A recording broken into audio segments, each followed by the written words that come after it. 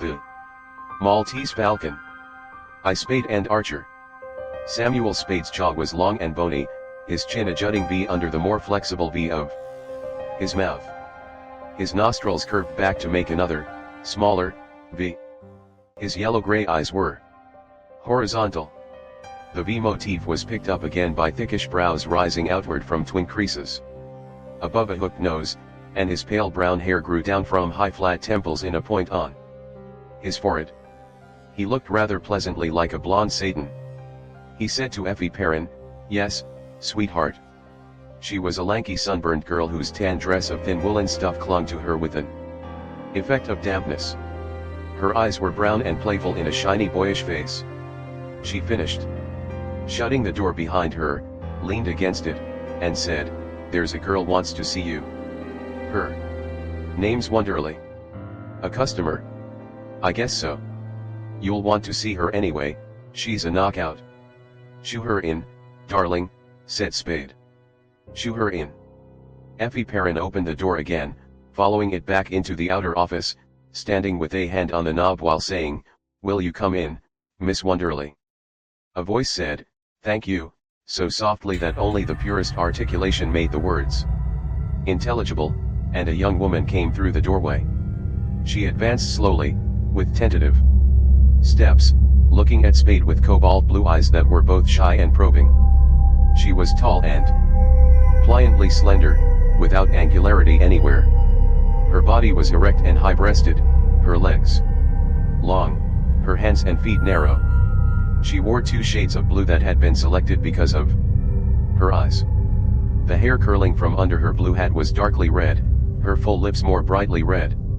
White teeth glistened in the crescent her timid smile made. Spade rose, bowing and indicating with a thick-fingered hand the oaken armchair beside his desk. He was quite 6 feet tall. The steep rounded slope of his shoulders made his body seem almost comical, no broader than it was thick, and kept his freshly pressed gray coat from fitting very well. Miss Wonderly murmured, "Thank you," softly as before, and sat down on the edge of the chair's wooden seat. Spade sank into his swivel chair, made a quarter turn to face her, smiled politely. He smiled without separating his lips. All the V's in his face grew longer. The tappity-tap-tap and the thin bell and muffled whir of Effie Perrin's typewriting came through the closed door. Somewhere in a neighboring office a power-driven machine vibrated dully. On Spade's desk a limp cigarette smoldered in a brass tray filled with the remains of limp cigarettes. Ragged gray flakes of cigarette ash dotted the yellow top of the desk and the green blotter and the papers that were there. Above curtained window, 8 or 10 inches open, let in from the cord a current of air faintly scented with ammonia. The ashes on the desk twitched and crawled in the current. Miss Wonderly watched the gray flakes twitch and crawl. Her eyes were uneasy. She sat on the very edge of the chair. Her feet were flat on the floor, as if she were about to rise. Her hands in dark gloves clasped a flat dark handbag in her lap. Spade rocked back in his chair and asked, "Now what can I do for you, Miss Wonderly?" She caught her breath and looked at him. She swallowed and said hurriedly, "Could you?" "I thought I that is." Then she tortured her lower lip with glistening teeth and said nothing. Only her dark eyes spoke now, pleading. Spade smiled and nodded as if he understood her, but pleasantly, as if nothing serious were involved. He said, "Suppose you tell me about it, from the beginning, and then we'll know what needs doing. Better begin as far back as you can." "That was in New York." "Yes. I don't know where she met him." "I mean, I don't know where in New York." "She's 5 years younger than I, only 17, and we didn't have the same friends. I don't suppose we've ever been as close as sisters should be. Mama and Papa are in Europe. It would kill them. I've got to get her back before they come home." "Yes," he said. "They're coming home the 1st of the month." Spade's eyes brightened. "Then we've 2 weeks," he said. I didn't know what she had done until her letter came. I was frantic. Her lips trembled. Her hands mashed the dark handbag in her lap. I was too afraid she had done something like this to go to the police, and the fear that something had happened to her kept urging me to go. There wasn't anyone I could go to for advice. I didn't know what to do. What could I do? Nothing, of course, Spade said, but then her letter came. Yes, and I sent her a telegram asking her to come home. I sent it to general delivery. Here. That was the only address she gave me. I waited a whole week, but no answer came, not another word from her. And Mama and Papa's return was drawing nearer and nearer. So I came to San Francisco to get her. I wrote her I was coming. I shouldn't have done that, should I? Maybe not. It's not always easy to know what to do. You haven't found her? No, I haven't. I wrote her that I would go to the St. Mark, and I begged her to come and let me talk to her even if she didn't intend to go home with me. But she didn't come. I waited 3 days, and she didn't come, didn't even send me a message of any sort. Spade nodded his blonde Satan's head, frowned sympathetically, and tightened his lips together. It was horrible, Miss Wonderly said, trying to smile. I couldn't sit there like that waiting, not knowing what had happened to her, what might be happening to her. She stopped trying to smile. She shuddered. The only address I had was general delivery. I wrote her another letter, and yesterday afternoon I went to the post office. I stayed there until after dark, but I didn't see her. I went there again this morning, and still didn't see Corinne, but I saw Floyd Thursby. Spade nodded again. His frown went away. In its place came a look of sharp attentiveness. He wouldn't tell me where Corinne was, she went on, hopelessly. He wouldn't tell me anything, except that she was well and happy. But how can I believe that that is what he would tell me anyhow, isn't it? Sure, Spade agreed. But it might be true. I hope it is. I do hope it is, she exclaimed. But I can't go back home like this, without having seen her, without even having talked to her on the phone. He wouldn't take me to her. He said she didn't want to see me. I can't believe that.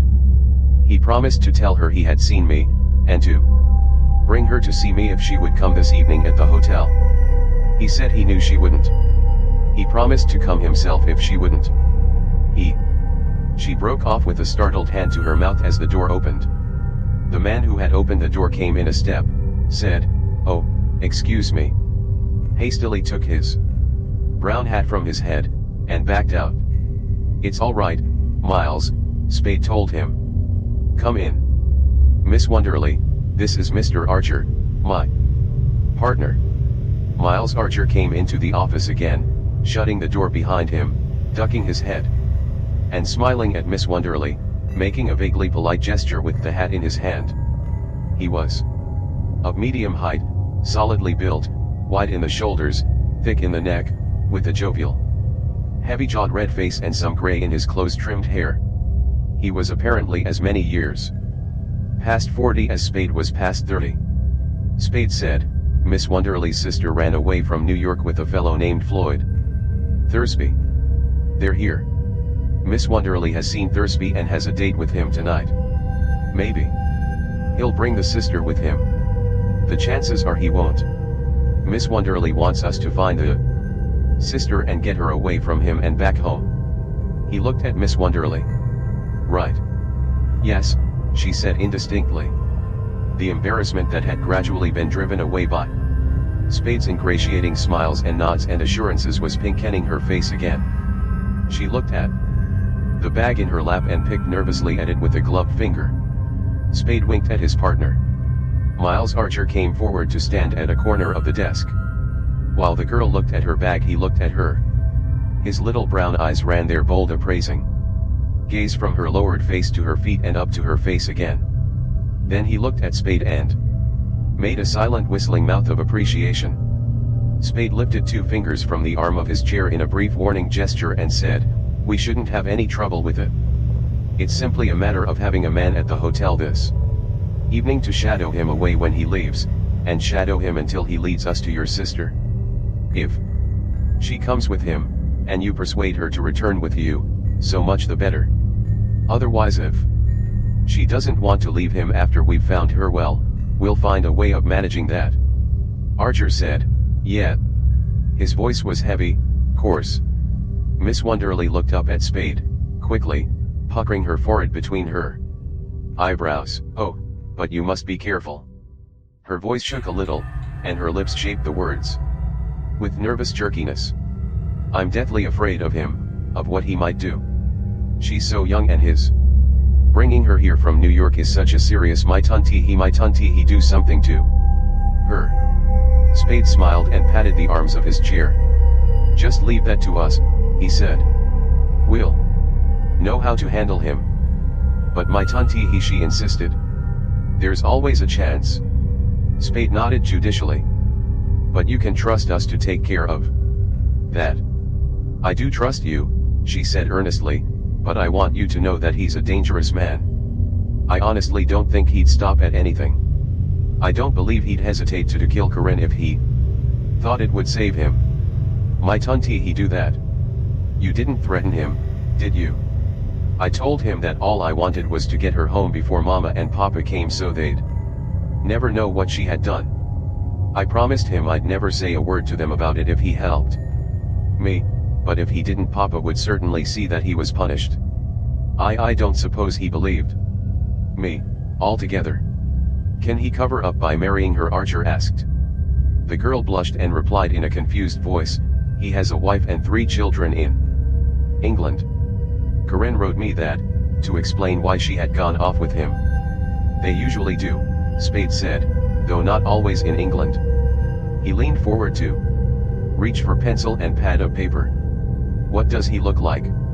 Oh, he's 35 years old, perhaps, and as tall as you, and either naturally dark or quite sunburned. His hair is dark too, and he has thick eyebrows. He talks in a rather loud, blustery way and has a nervous, irritable manner. He gives the impression of being of violence. Spade, scribbling on the pad, asked without looking up, what color eyes? They're blue-gray and watery, though not in a weak way. And oh, yes, he has a marked cleft in his chin. Thin, medium, or heavy build. Quite athletic. He's broad-shouldered and carries himself erect, has what could be called a decidedly military carriage. He was wearing a light gray suit and a gray hat when I saw him this morning. What does he do for a living? Spade asked as he laid down his pencil. I don't know, she said. I haven't the slightest idea. What time is he coming to see you? After 8 o'clock. All right, Miss Wonderly, we'll have a man there. It'll help if Mr. Spade, could either you or Mr. Archer, she made an appealing gesture with both hands. Could either of you look after it personally? I don't mean that the man you'd send wouldn't be capable, but oh, I am so afraid of what might happen to Corinne. I'm afraid of him. Could you? I'd expect to be charged more, of course. She opened her handbag with nervous fingers and put $200 bills on Spade's desk. Would that be enough? Yeah, Archer said, and I'll look after it myself. Miss Wonderly stood up, impulsively holding a hand out to him. Thank you. Thank you, she exclaimed, and then gave Spade her hand, repeating, thank you. Not at all, Spade said over it. Glad to. It'll help some if you either meet Thursby downstairs or let yourself be seen in the lobby with him at some time. I will, she promised, and thanked the partners again. And don't look for me, Archer cautioned her. I'll see you all right. Spade went to the corridor door with Miss Wonderly. When he returned to his desk, Archer nodded at the $100 bills there, growled complacently, they're right enough. Picked one up, folded it, and tucked it into a vest pocket. And they had brothers in her bag. Spade pocketed the other bill before he sat down. Then he said, well, don't dynamite her too much. What do you think of her? Sweet. And you telling me not to dynamite her? Archer guffawed suddenly without merriment.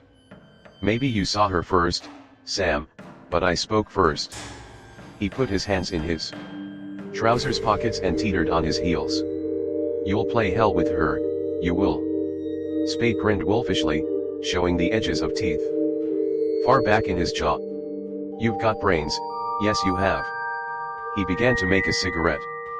To death in the fog. A telephone bell rang in darkness.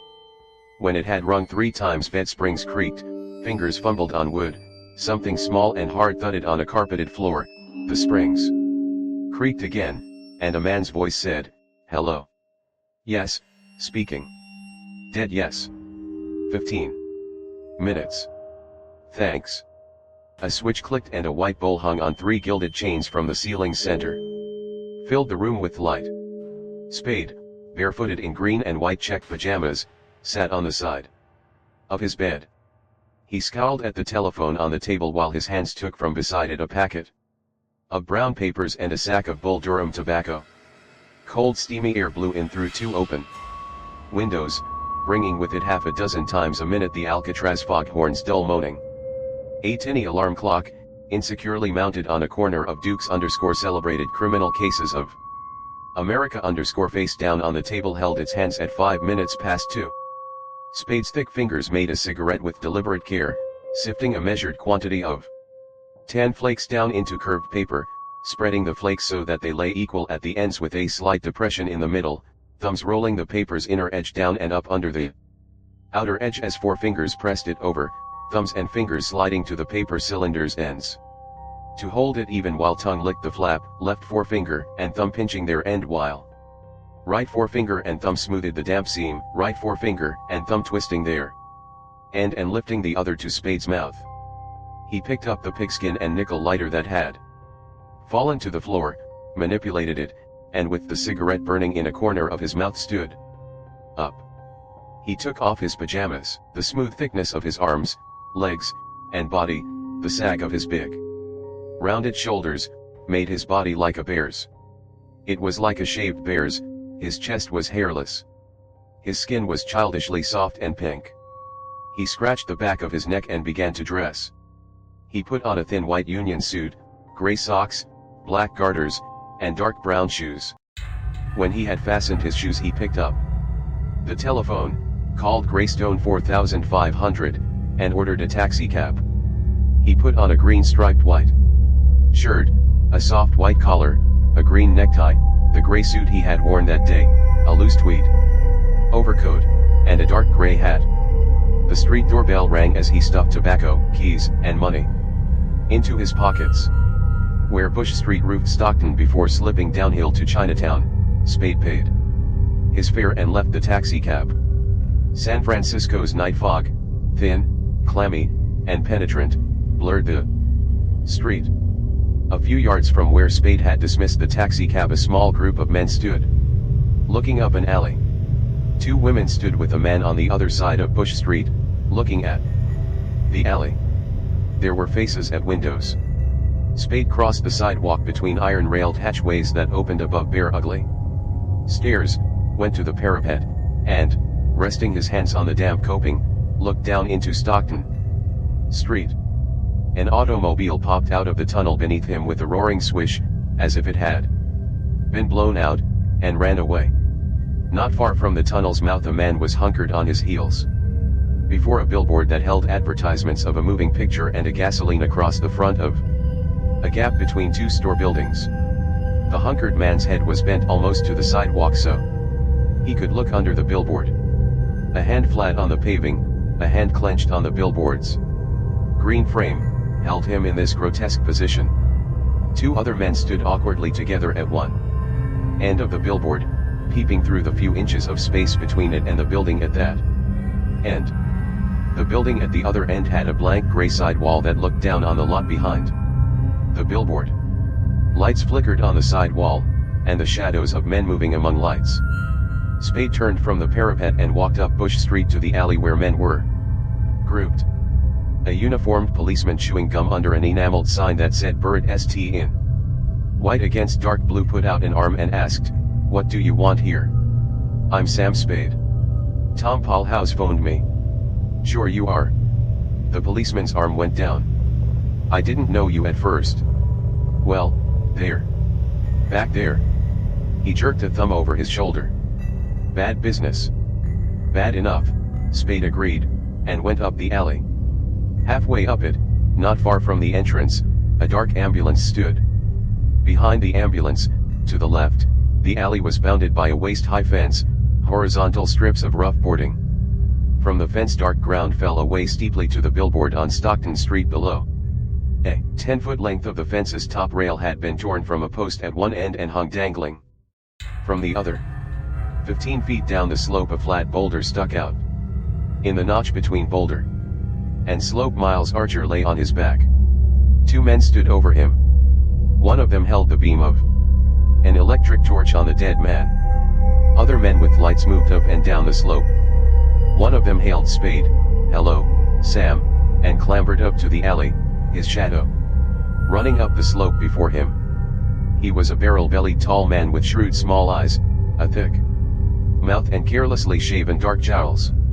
His shoes, knees, hands, and chin were daubed with brown loam. "I figured you'd want to see it before we took him away," he said as he stepped over the broken fence. "Thanks, Tom," Spade said. "What happened?" He put an elbow on a fence post and looked down at the men below, nodding to those who nodded to him. Tom Paulhouse poked his own left breast with a dirty finger. "Got him right through the pump with this." He took a fat revolver from his coat pocket and held it out to Spade. Mud inlaid the depressions in the revolver's surface. "A Webley. English, ain't it?" Spade took his elbow from the fence post and leaned down to look at the weapon, but he did not touch it. "Yes," he said, "Webley Fosbury automatic revolver. That's it. 38, 8 shot. They don't make them anymore." "How many gone out of it?" "One pill." Tom poked his breast again. "He must have been dead when he cracked the fence." He raised the muddy revolver. "Ever seen this before?" Spade nodded. "I've seen Webley Fosbury's," he said without interest, and then spoke rapidly.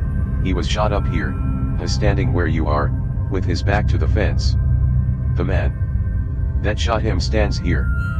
He went around in front of Torn and raised a hand breast high with leveled forefinger. Lets him have it, and Miles goes back, taking the top off the fence and going on through and down till the rock catches him. "That it?"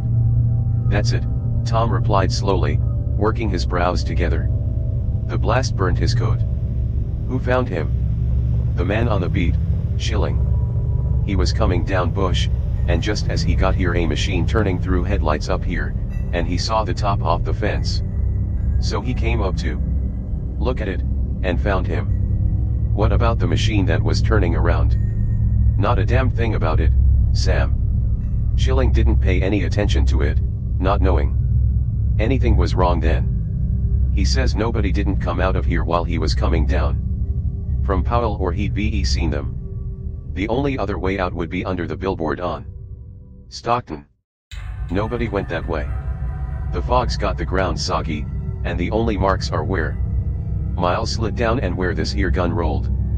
"Didn't anybody hear the shot?" "For the love of God, Sam, we only just got here.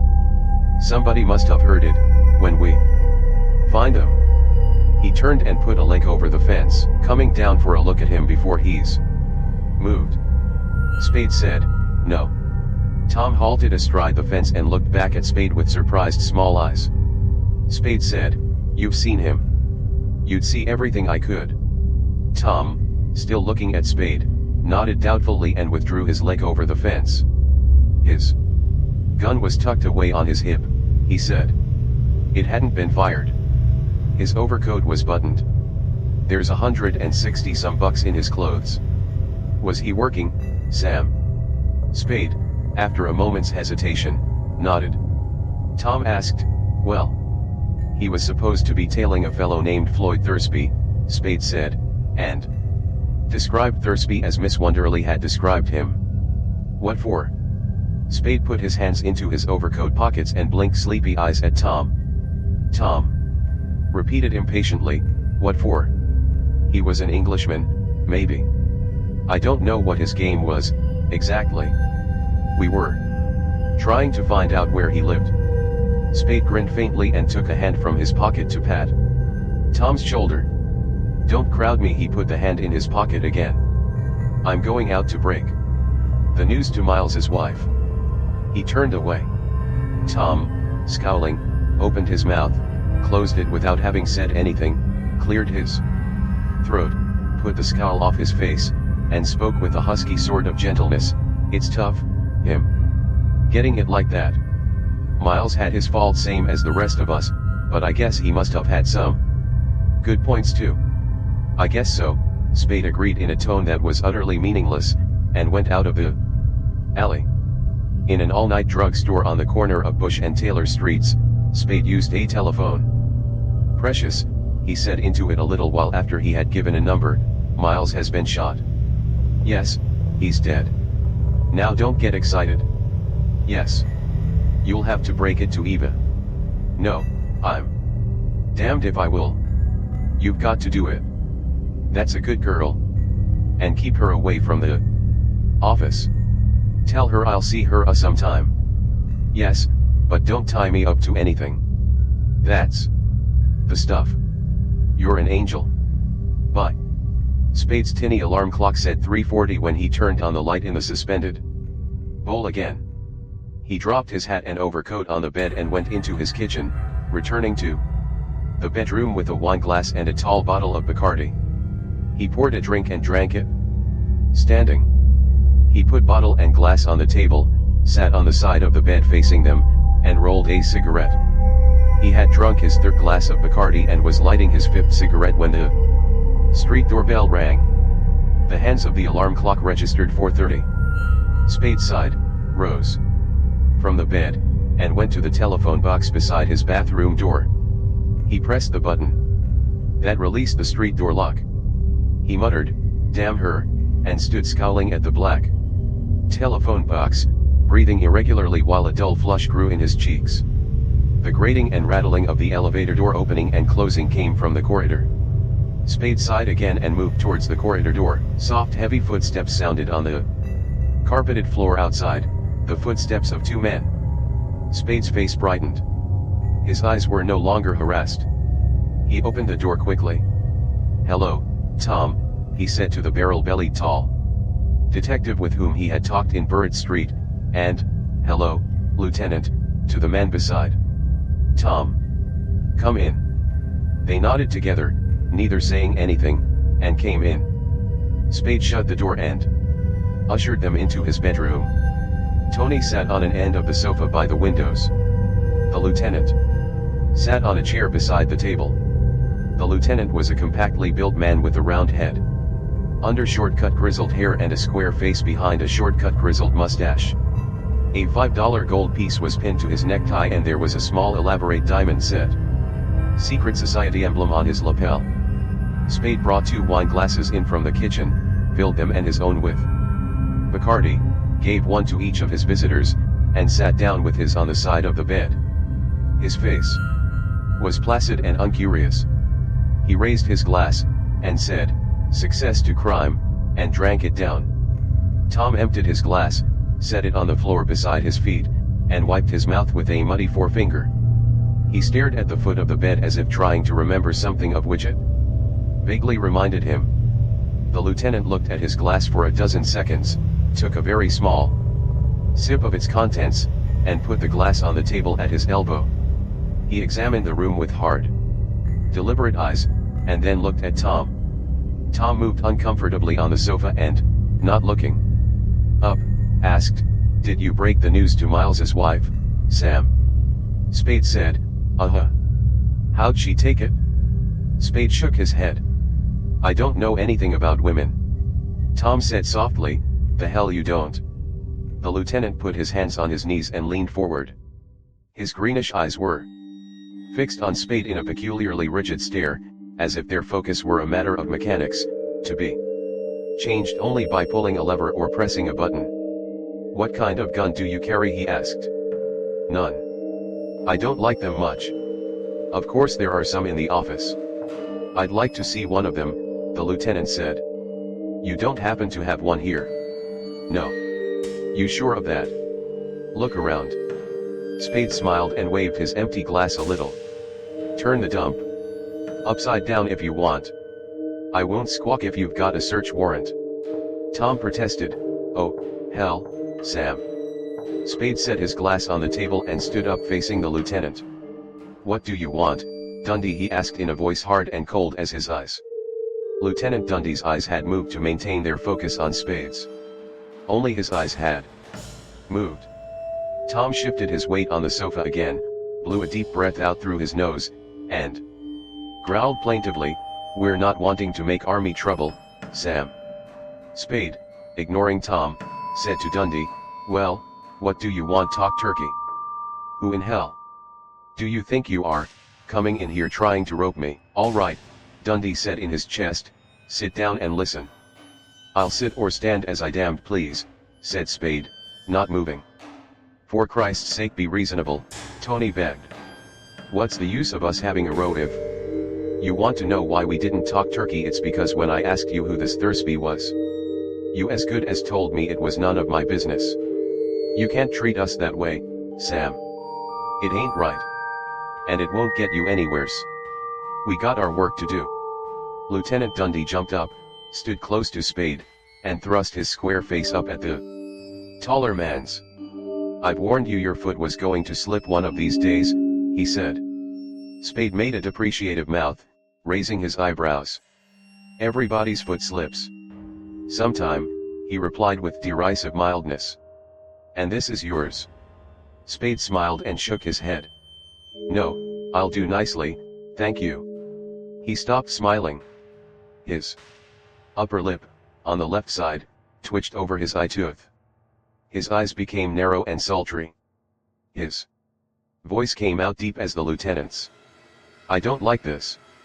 What are you sucking around for? Tell me, or get out and let me go to bed." "Who's Thursby?" Dundee demanded. "I told Tom what I knew about him." "You told Tom damned little." "I knew damned little." "Why were you tailing him?" "I wasn't.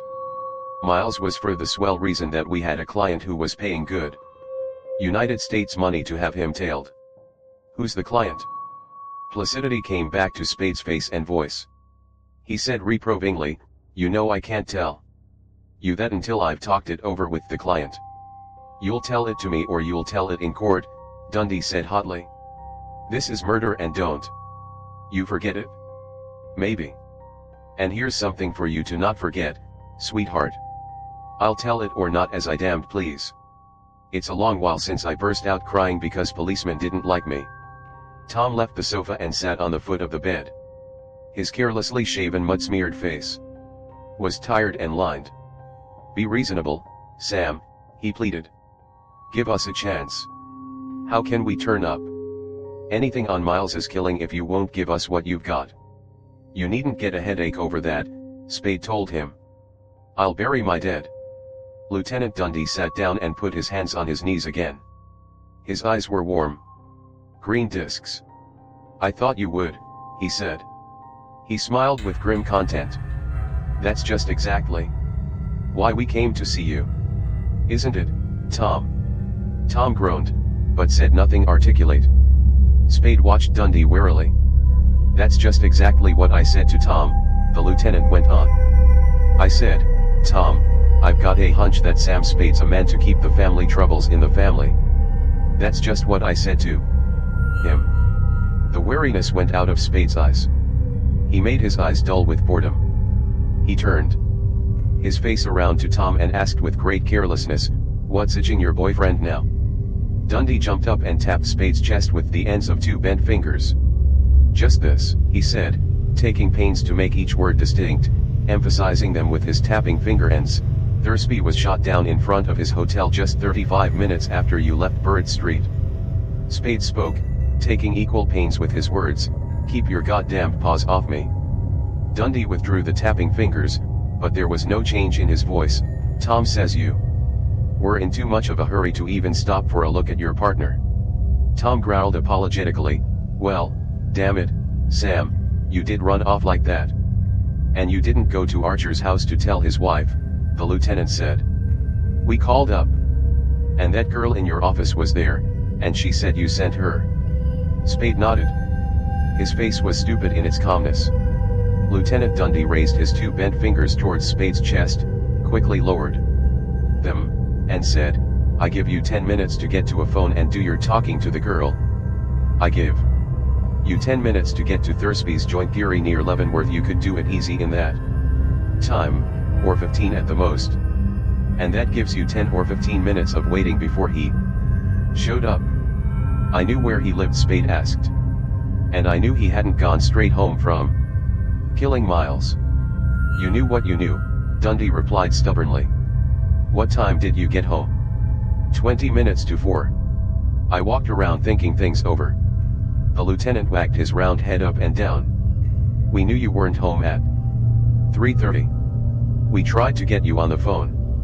Where'd you do your walking? Out Bush Street away and back. Did you see anybody that? No witnesses, Spade said and laughed pleasantly. Sit down, Dundee.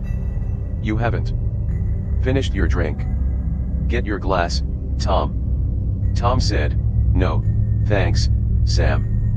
Dundee sat down, but paid no attention to his glass of rum. Spade filled his own glass, drank, set the empty glass on the table, and returned to his bedside seat.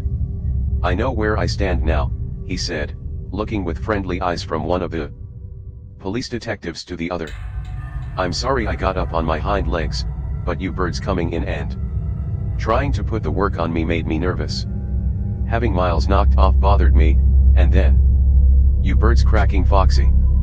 That's all right now, though, now that I know what you're up to. Tom said, forget it. The lieutenant said nothing. Spade asked, Thursby died? While the lieutenant hesitated, Tom said, yes.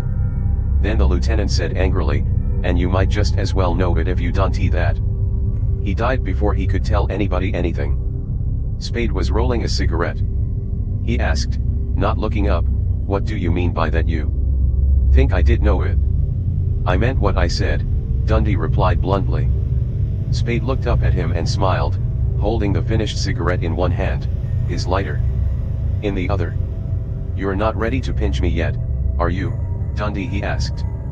Dundee looked with hard green eyes at Spade and did not answer him. Then, said Spade, there's no particular reason why I should give a damn what you think, is there, Dundee? Tom said, be reasonable, Sam. Spade put the cigarette in his mouth, set fire to it, and laughed smoke out. I'll be reasonable, Tom, he promised. How did I kill this Thursby? I've forgotten. Tom grunted disgust. Lieutenant Dundee said, he was shot 4 times in the back, with a 44 or 45, from across the street, when he started to go in the hotel. Nobody saw it, but that's the way it figures. And he was wearing a lugger in a shoulder holster, Tom added. It hadn't been fired. What do the hotel people know about him? Spade asked. Nothing except that he'd been there a week. Alone. What did you find on him or in his room? Dundee drew his lips in and asked, what did you think we'd find? Spade made a careless circle with his limp cigarette. Something to tell you who he was, what his story was. Did you? We thought you could tell us that. Spade looked at the lieutenant with yellow-gray eyes that held an almost exaggerated amount of candor. I've never seen Thursby, dead or alive. Lieutenant Dundee stood up looking dissatisfied. Tom rose yawning and stretching. We've asked what we came to ask, Dundee said, frowning over eyes hard as green pebbles. He held his mustached upper lip tight to his teeth, letting his lower lip push the words out. We've told you more than you've told us. That's fair enough. You know me, Spade. If you did or you didn't, you'll get a square deal out of me, and most of the breaks. I don't know that I'd blame you a hell of a lot, but that wouldn't keep me from nailing you. Fair enough, Spade replied evenly. But I'd feel better about it if you'd drink your drink. Lieutenant Dundee turned to the table, picked up his glass, and slowly emptied it. Then he said, good night, and held out his hand. They shook hands ceremoniously. Tom and Spade shook hands ceremoniously. Spade let them out. Then he undressed, turned off the lights, and went to bed. 3 women.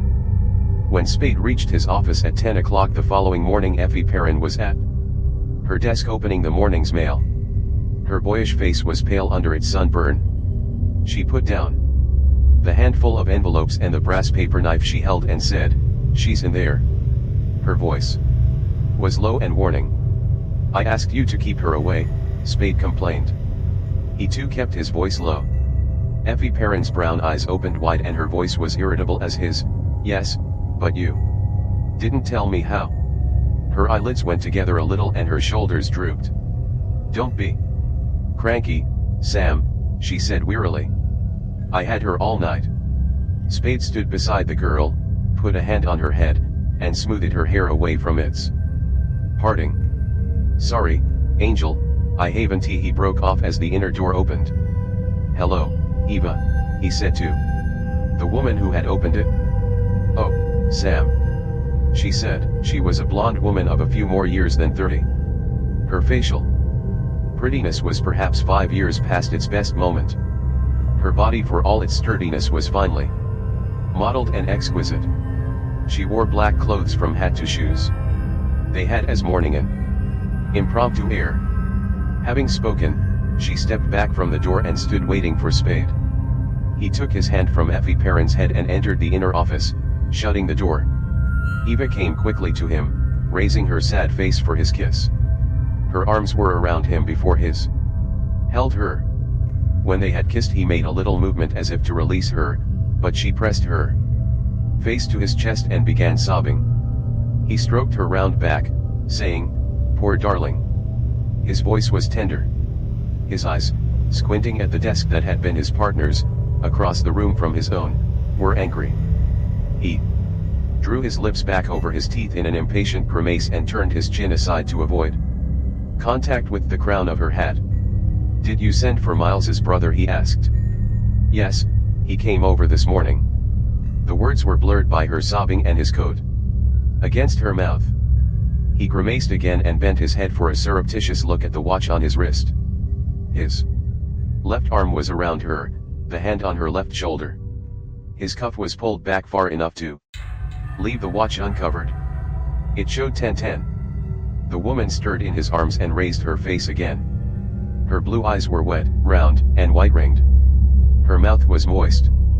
"Oh, Sam," she moaned, "did you kill him?" Spade stared at her with bulging eyes. His bony jaw fell down. He took his arms from her and stepped back out of her arms. He scowled at her and cleared his throat. She held her arms up as he had left them. Anguish clouded her eyes, partly closed them under eyebrows pulled up at the inner ends. Her soft damp red lips trembled. Spade laughed a harsh syllable, "Ha!" and went to the buff-curtained window. He stood there with his back to her, looking through the curtain into the court until she started towards him. Then he turned quickly and went to his desk. He sat down, put his elbows on the desk, his chin between his fists, and looked at her. His yellowish eyes glittered between narrowed lids. "Who?" he asked coldly, "put that bright idea in your head?" I thought. She lifted a hand to her mouth and fresh tears came to her eyes. She came to stand beside the desk, moving with easy sure-footed grace in black slippers whose smallness and heel height were extreme. "Be kind to me, Sam," she said humbly. He laughed at her, his eyes still glittering. "You killed my husband, Sam, be kind to me." He clapped his palms together and said, "Jesus Christ." She began to cry audibly, holding a white handkerchief to her face. He got up and stood close behind her. He put his arms around her. He kissed her neck between ear and coat collar. He said, "Now, Eva, don't." His face was expressionless. When she had stopped crying, he put his mouth to her ear and murmured, "You shouldn't have come here today, precious. It wasn't wise.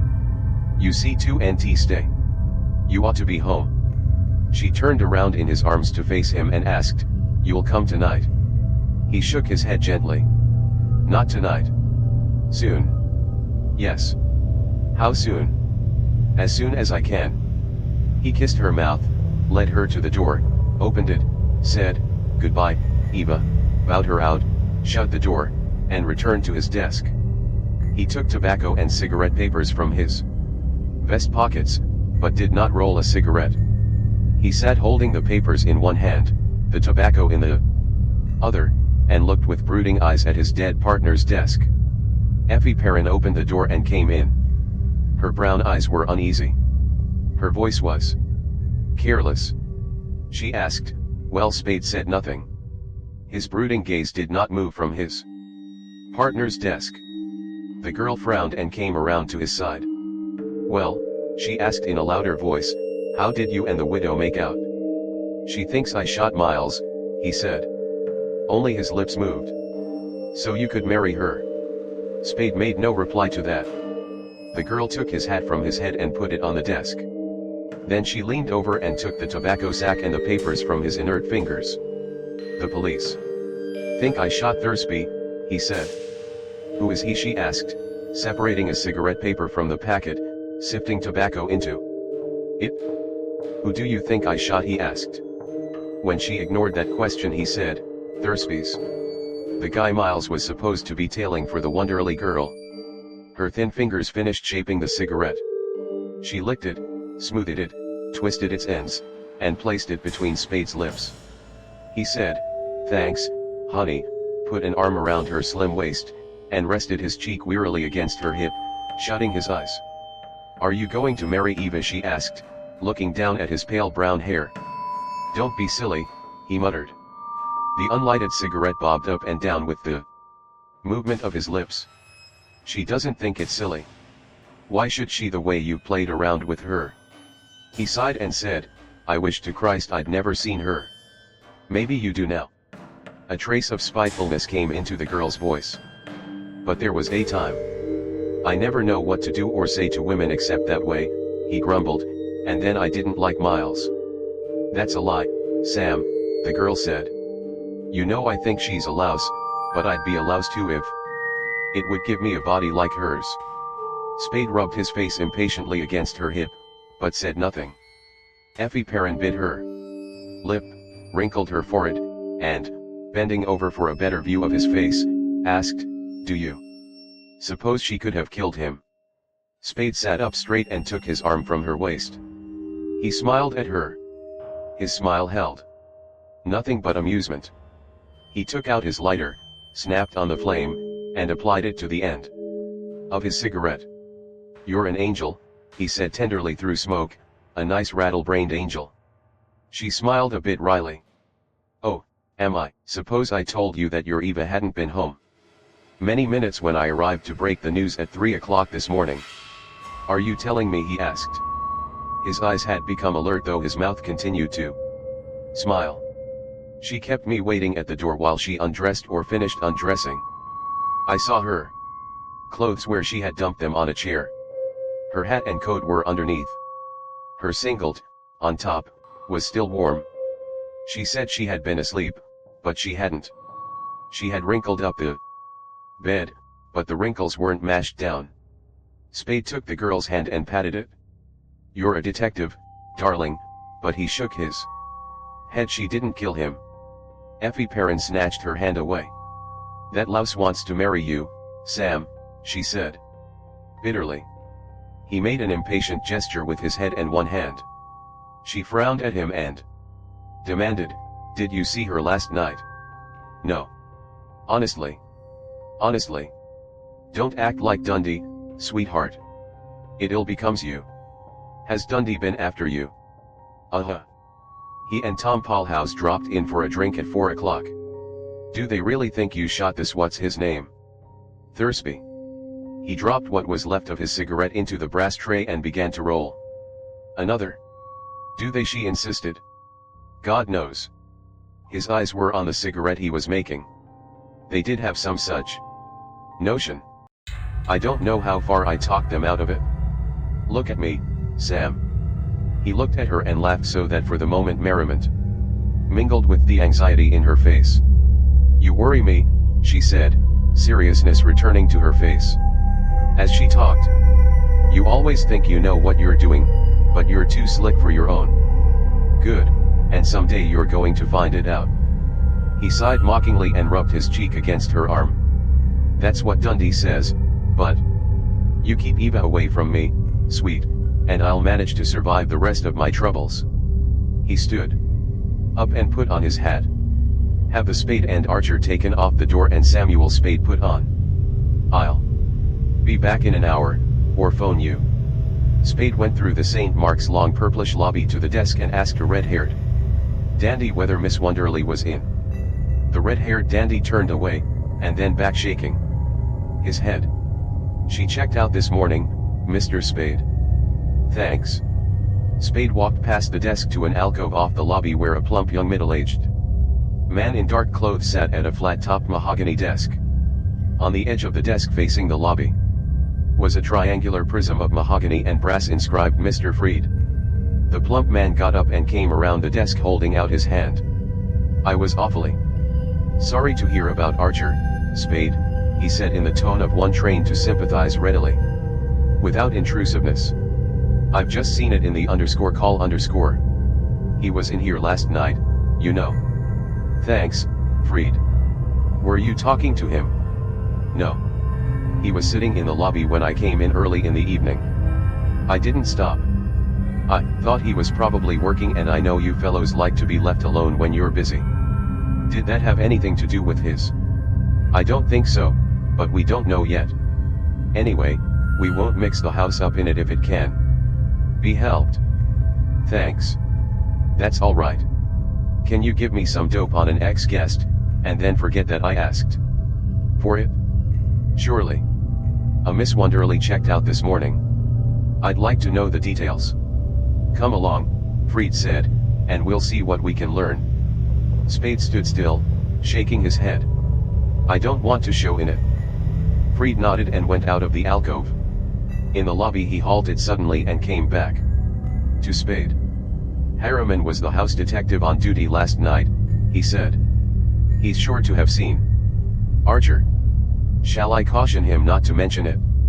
Spade looked at Freed from the corners of his eyes. Better not. That won't make any difference as long as there's no connection shown with this Wonderly.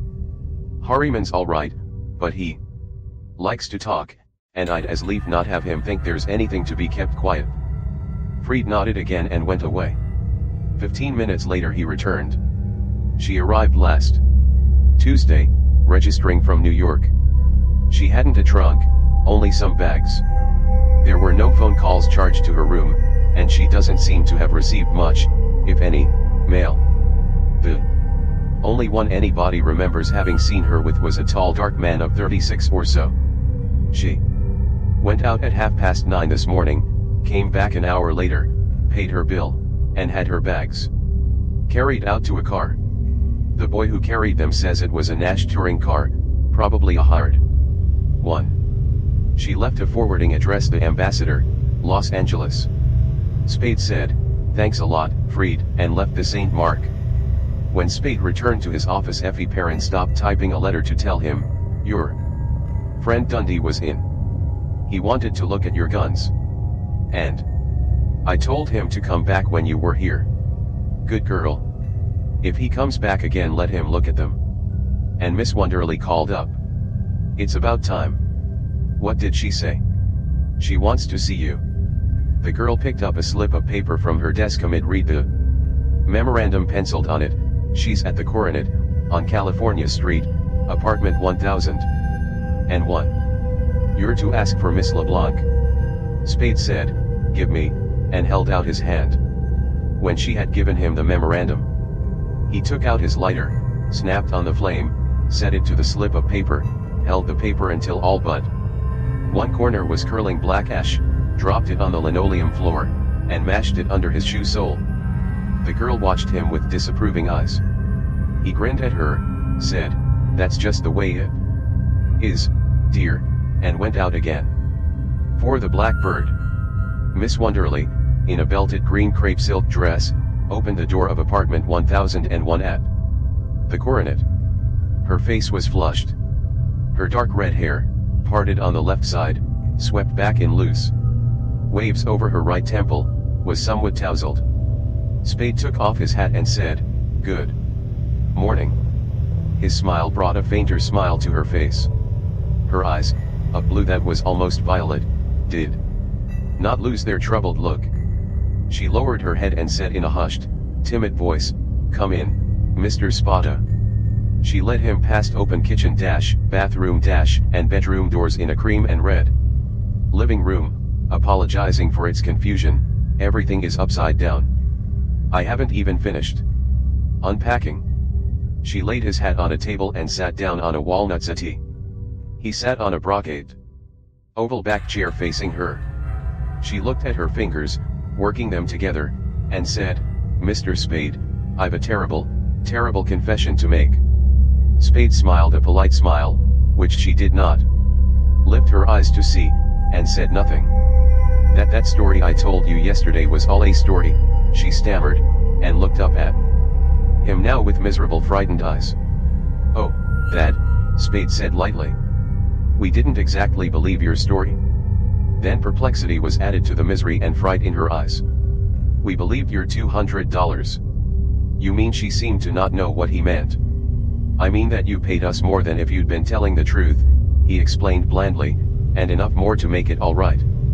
Her eyes suddenly lighted up. She lifted herself a few inches from the settee, settled down again, smoothed her skirt, leaned forward, and spoke eagerly, "And even now you'd be willing to..." Spade stopped her with a palm-up motion of one hand. The upper part of his face frowned. The lower part smiled. "That depends," he said. "The hell of it is, Miss is your name? Wonderly or LeBlanc?" She blushed and murmured, "It's really O'Shaughnessy, Bridget O'Shaughnessy." "The hell of it is, Miss O'Shaughnessy, that a couple of murders," she winced, "coming together like this get everybody stirred up, make the police think they can go the limit, make everybody hard to handle and expensive. It's not..." He stopped talking because she had stopped listening and was waiting for him to finish. "Mr. Spade, tell me the truth." Her voice quivered on time verge of hysteria. Her face had become haggard around desperate eyes. "Am I to blame for last night?" Spade shook his head. "Not unless there are things I don't know about," he said. "You warned us that Thursby was dangerous. See, of course you lied to us about your sister and all, but that doesn't count. We didn't believe you." He shrugged his sloping shoulders. "I wouldn't say it was your fault," she said, "thank you," very softly, and then moved her head from side to side. "But I'll always blame myself." She put a hand to her throat. "Mr. Archer was so alive yesterday afternoon, so solid and hearty and..." "Stop it," Spade commanded. He knew what he was doing. "They're the chances we take." Was he married?" "Yes, with 10,000 insurance, no children, and a wife who didn't like him." "Oh, please don't," she whispered. Spade shrugged again. "That's the way it was." He glanced at his watch and moved from his chair to the settee beside her. "There's no time for worrying about that now." His voice was pleasant but firm. "Out there a flock of policemen and assistant district attorneys and reporters are running around with their noses to the ground. What do you want to do?" "I want you to save me from it all," she replied in a thin tremulous voice. She put a timid hand on his sleeve. "Mr. Spade, do they know about me?" "Not yet. I wanted to see you first." What would they think if they knew about the way I came to you with those lies?" "It would make them suspicious. That's why I've been stalling them till I could see you. I thought maybe we wouldn't have to let them know all of it. We ought to be able to fake a story that will rock them to sleep, if necessary. You don't think I had anything to do with the murders, do you?" Spade grinned at her and said, "I forgot to ask you that." "Did you?" "No." "That's good. Now what are we going to tell the police?" She squirmed on her end of the settee and her eyes wavered between heavy lashes, as if trying and failing to free their gaze from his. She seemed smaller, and very young and oppressed. "Must they know about me at all?" she asked. "I think I'd rather die than that, Mr. Spade. I can't Explain now, but can't you somehow manage so that you can shield me from them, so I won't have to answer their questions? I don't think I could stand being questioned now. I think I would rather die. Can't you, Mr. Spade? Maybe, he said, but I'll have to know what it's all about. She went down on her knees at his knees. She held her face up to him. Her face was wan, taut, and fearful over tight clasped hands. I haven't lived a good life, she cried. I've been bad, worse than you could know, but I'm not all bad. Look at me, Mr. Spade. You know I'm not all bad, don't you? You can see that, can't you? Then can't you trust me a little? Oh, I'm so alone and afraid, and I've got nobody to help me if you won't help me. I know I've no right to ask you to trust me if I won't trust you. I do trust you, but I can't tell you. I can't tell you now. Later I will, when I can. I'm afraid, Mr. Spade. I'm afraid of trusting you. I don't mean that. I do trust you, but I trusted Floyd and I've nobody else, Mr. Spade. You can help me. You've said you can help me. If I hadn't believed you could save me, I would have run away today instead of sending for you. If I thought anybody else could save me, would I be down on my knees like this? I know this isn't fair of me. But be generous, Mr. Spade, don't ask me to be fair. You're strong, you're resourceful, you're brave. You can spare me some of that strength and resourcefulness and courage, surely. Help me, Mr. Spade. Help me, because I need help so badly, and because if you don't, where will I find anyone who can, no matter how willing, help me? I've no right to ask you to help me blindly, but I do ask you. Be generous, Mr. Spade. You can help me. Help me. Spade, who had held his breath through much of this speech, now emptied his lungs with a long sighing exhalation between pursed lips and said, "You won't need much of anybody's help. You're good. You're very good. It's chiefly your eyes, I think, and that throb you get into your voice when you say things like 'be generous, Mr. Spade.'" She jumped up on her feet. Her face crimsoned painfully, but she held her head erect and she looked Spade straight in the eyes. "I deserve that," she said. "I deserve it, but oh, dash, I did want your help so much. I do want it, and need it, so much. And the lie was in the way I said it, and not at all in what I said." She turned away, no longer holding herself erect. "It is my own fault that you can't believe me now." Spade's face reddened and he looked down at the floor, muttering, "Now you are dangerous." Bridget O'Shaughnessy went to the table and picked up his hat. She came back and stood in front of him holding the hat, not offering it to him, but holding it for him to take if he wished. Her face was white and thin. Spade looked at his hat and asked, "What happened last night?" "Floyd came to the hotel at 9 o'clock, and we went out for a walk. I suggested that so Mr. Archer could see him. We stopped at a restaurant in Geary Street, I think it was, for supper and to dance, and came back to the hotel at about 12:30. Floyd left me at the door and I stood inside and watched Mr. Archer follow him down the street, on the other side." "Down, you mean towards Market Street?" "Yes. Do you know what they'd be doing in the neighborhood of Bush and Stockton, where Archer was shot? Isn't that near where Floyd lived?" "No. It would be nearly a dozen blocks out of his way if he was going from your hotel to his." "Well, what did you do after they had gone?" "I went to bed. And this morning when I went out for breakfast I saw the headlines in the papers and read about you know. Then I went up to Union Square, where I had seen automobiles for hire, and got one and went to the hotel for my luggage. After I found my room had been searched yesterday, I knew I would have to move, and I had found this place yesterday afternoon. So I came up here and then telephoned your office." "Your room at the St. Mark was searched?" he asked. "Yes, while I was at your office." She bit her lip. "I didn't mean to tell you that. That means I'm not supposed to question you about it?" She nodded shyly. He frowned. She moved his hat a little in her hands. He laughed impatiently and said, "Stop waving the hat in my face. Haven't I offered to do what I can?" She smiled contritely, returned the hat to the table, and sat beside him on the settee again.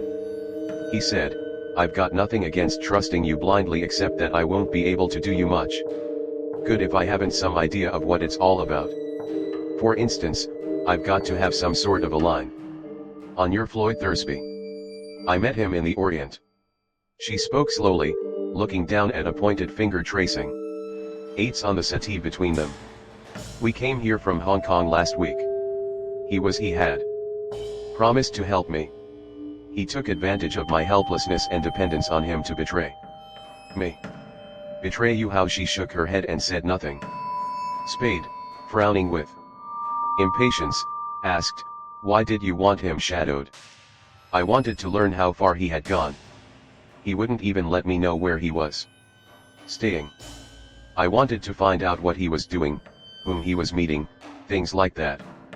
"Did he kill Archer?" She looked up at him, surprised. "Yes, certainly," she said. "He had a lugger in a shoulder holster.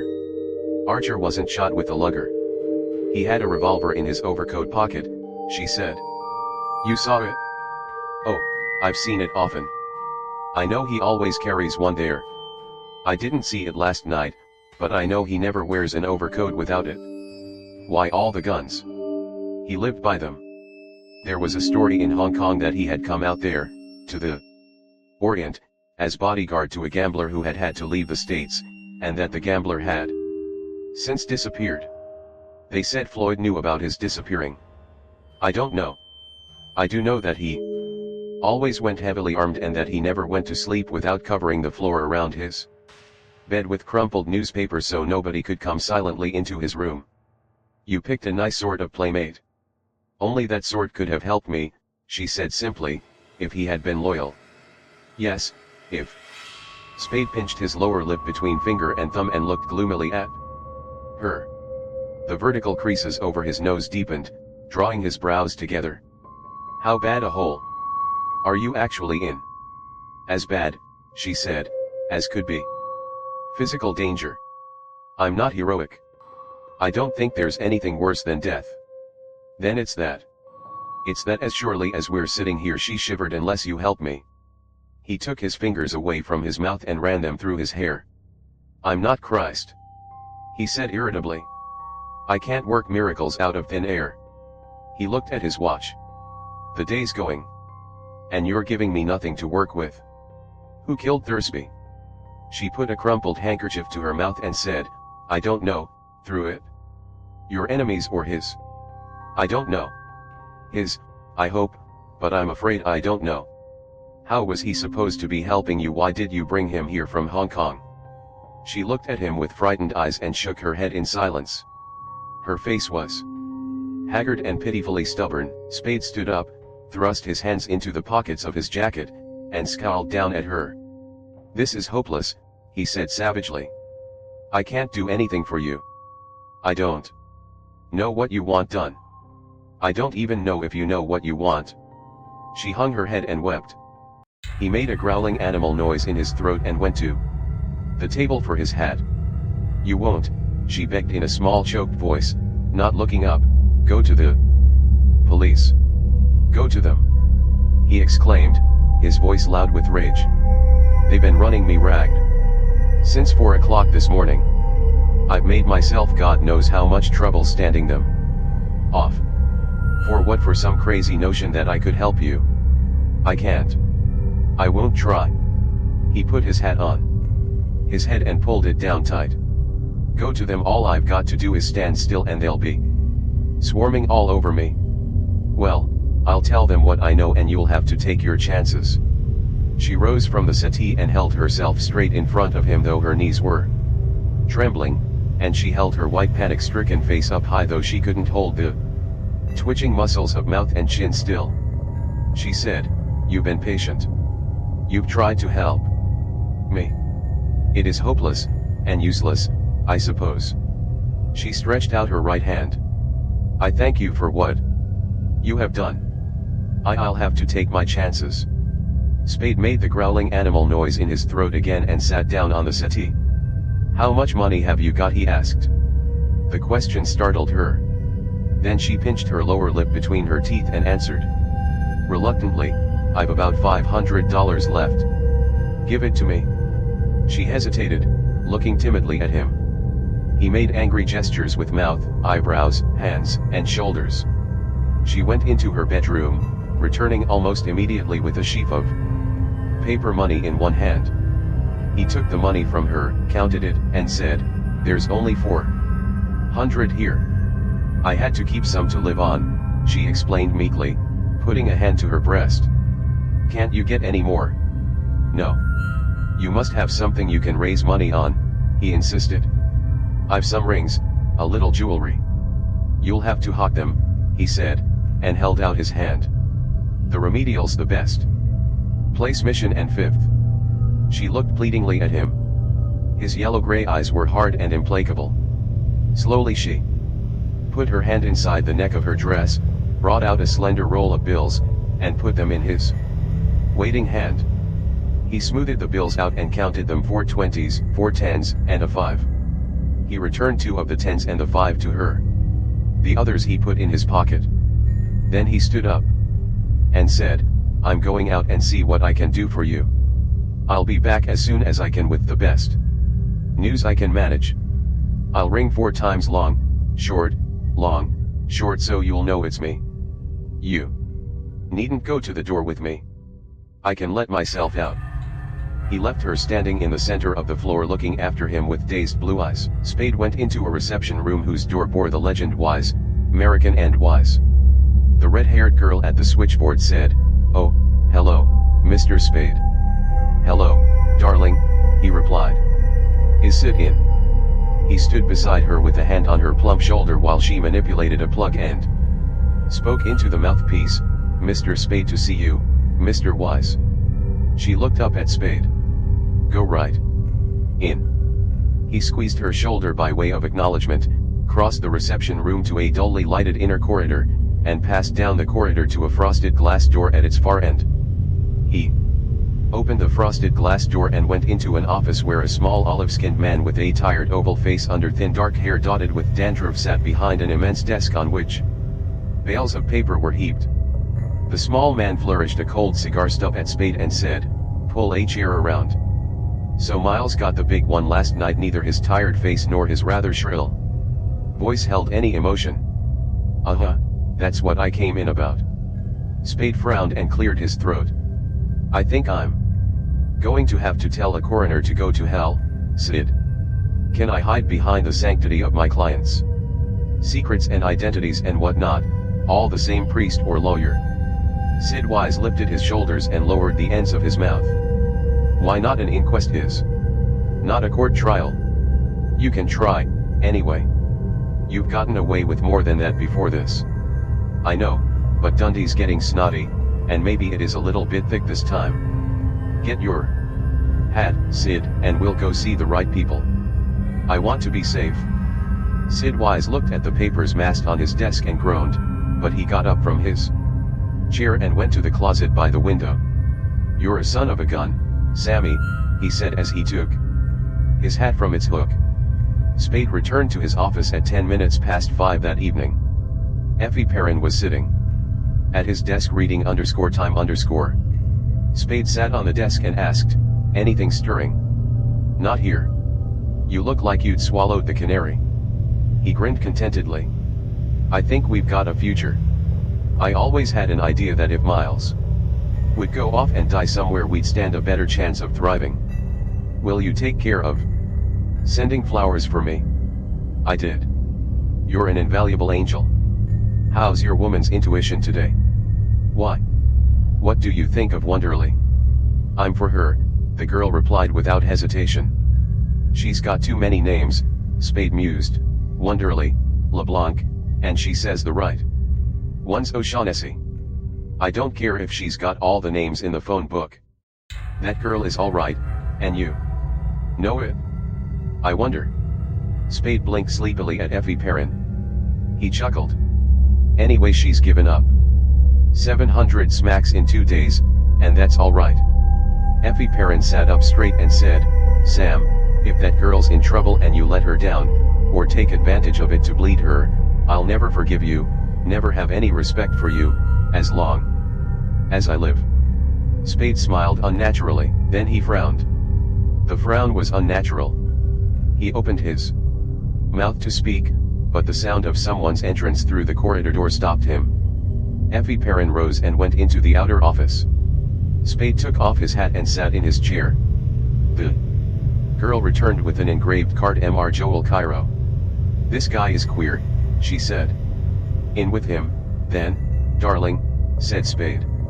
Mr. Joel Cairo was a small-boned dark man of medium height. His hair was black and smooth and very glossy. His features were Levantine. A square-cut ruby, its sides paralleled by 4 baguette diamonds, gleamed against the deep green of his cravat. His black coat, cut tight to narrow shoulders, flared a little over slightly plump hips. His trousers fitted his round legs more snugly than was the current fashion. The uppers of his patent leather shoes were hidden by fawn spats. He held a black derby hat in a chamois-gloved hand and came towards Spade with short, mincing, bobbing steps. The fragrance of sheeper came with him. Spade inclined his head at his visitor and then at a chair, saying, "Sit down, Mr. Cairo." Cairo bowed elaborately over his hat, said, "I thank you," in a high-pitched thin voice and sat down. He sat down primly, crossing his ankles, placing his hat on his knees, and began to draw off his yellow gloves. Spade rocked back in his chair and asked, "Now what can I do for you, Mr. Cairo?" The amiable negligence of his tone, his motion in the chair, were precisely as they had been when he had addressed the same question to Bridget O'Shaughnessy on the previous day. Cairo turned his hat over, dropping his gloves into it, and placed it bottom up on the corner of the desk nearest him. Diamonds twinkled on the second and fourth fingers of his left hand, a ruby that matched the one in his tie even to the surrounding diamonds on the third finger of his right hand. His hands were soft and well cared for. Though they were not large, their flaccid bluntness made them seem clumsy.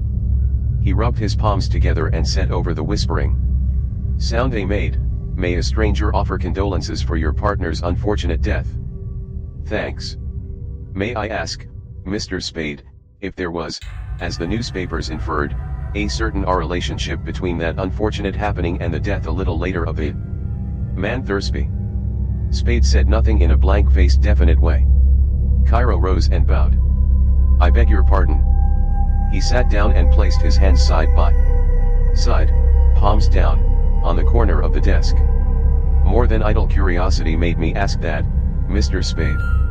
I am trying to recover an ornament that has been, shall we say, mislaid. I thought, and hoped, you could assist me." Spade nodded with eyebrows lifted to indicate attentiveness. "The ornament is a statuette," Cairo went on, selecting and mouthing his words carefully, "the black figure of a bird." Spade nodded again, with courteous interest. "I am prepared to pay, on behalf of the figure's rightful owner, the sum of $5,000 for its recovery." Cairo raised one hand from the desk corner and touched a spot in the air with the broad-nailed tip of an ugly forefinger. "I am prepared to promise that." "What is the phrase?" "No questions will be asked." He put his hand on the desk again beside the other and smiled blandly over them at the private detective. $5,000 is a lot of money," Spade commented, looking thoughtfully at Cairo. "It." Fingers drummed lightly on the door. When Spade had called, "Come in," the door opened far enough to admit Effie Perrin's head and shoulders. She had put on a small dark felt hat and a dark coat with a gray fur collar. "Is there anything else?" she asked. "No. Good night. Lock the door when you go, will you?" "Good night," she said and disappeared behind the closing door. Spade turned in his chair to face Cairo again, saying, "It's an interesting figure." The sound of the corridor doors closing behind Effie Perrin came to them. Cairo smiled and took a short compact flat black pistol out of an inner pocket. "You will please," he said, "clasp your hands together at the back of your neck. Be the Levantine." Spade did not look at the pistol.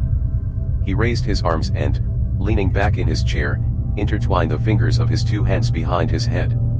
His eyes, holding no particular expression, remained focused on Cairo's dark face.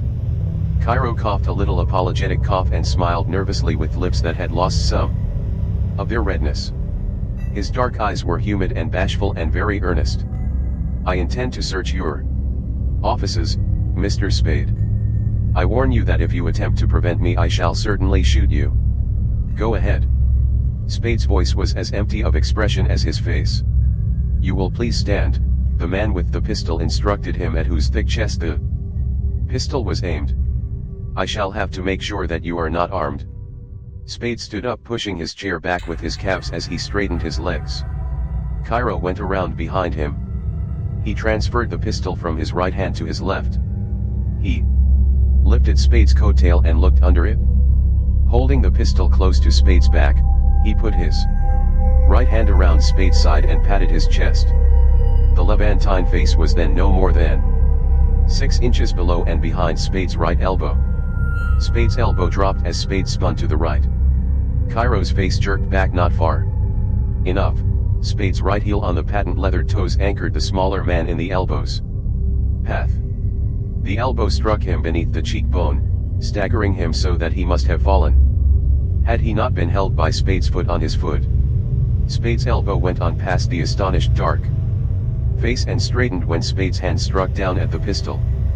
Cairo let the pistol go the instant that Spade's fingers touched it. The pistol was small in Spade's hand. Spade took his foot off Cairo's to complete his about face. With his left hand, Spade gathered together the smaller man's coat lapels, the ruby-set green tie bunching out over his knuckles, while his right hand stowed the captured weapon away in a coat pocket. Spade's yellow-gray eyes were somber. His face was wooden, with a trace of sullenness around the mouth.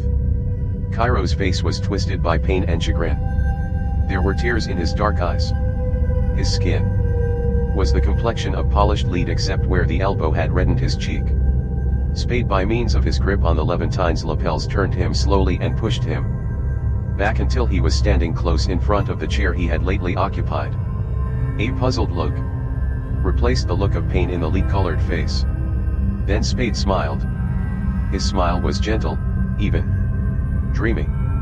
His right shoulder raised a few inches. His bent right arm was driven up by the shoulder's lift. Fist, wrist, forearm, crooked elbow, and upper arm seemed all one rigid piece, with only the limber shoulder giving them motion. The fist struck Cairo's face, covering for a moment one side of his chin, a corner of his mouth, and most of his cheek between cheekbone and jawbone. Cairo shut his eyes and was unconscious.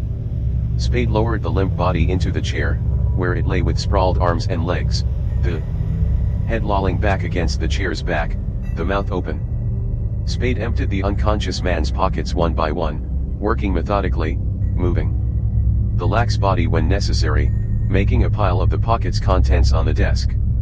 When the last pocket had been turned out, he returned to his own chair, rolled and lighted a cigarette, and began to examine his spoils. He examined them with grave, unhurried thoroughness. There was a large wallet of dark soft leather.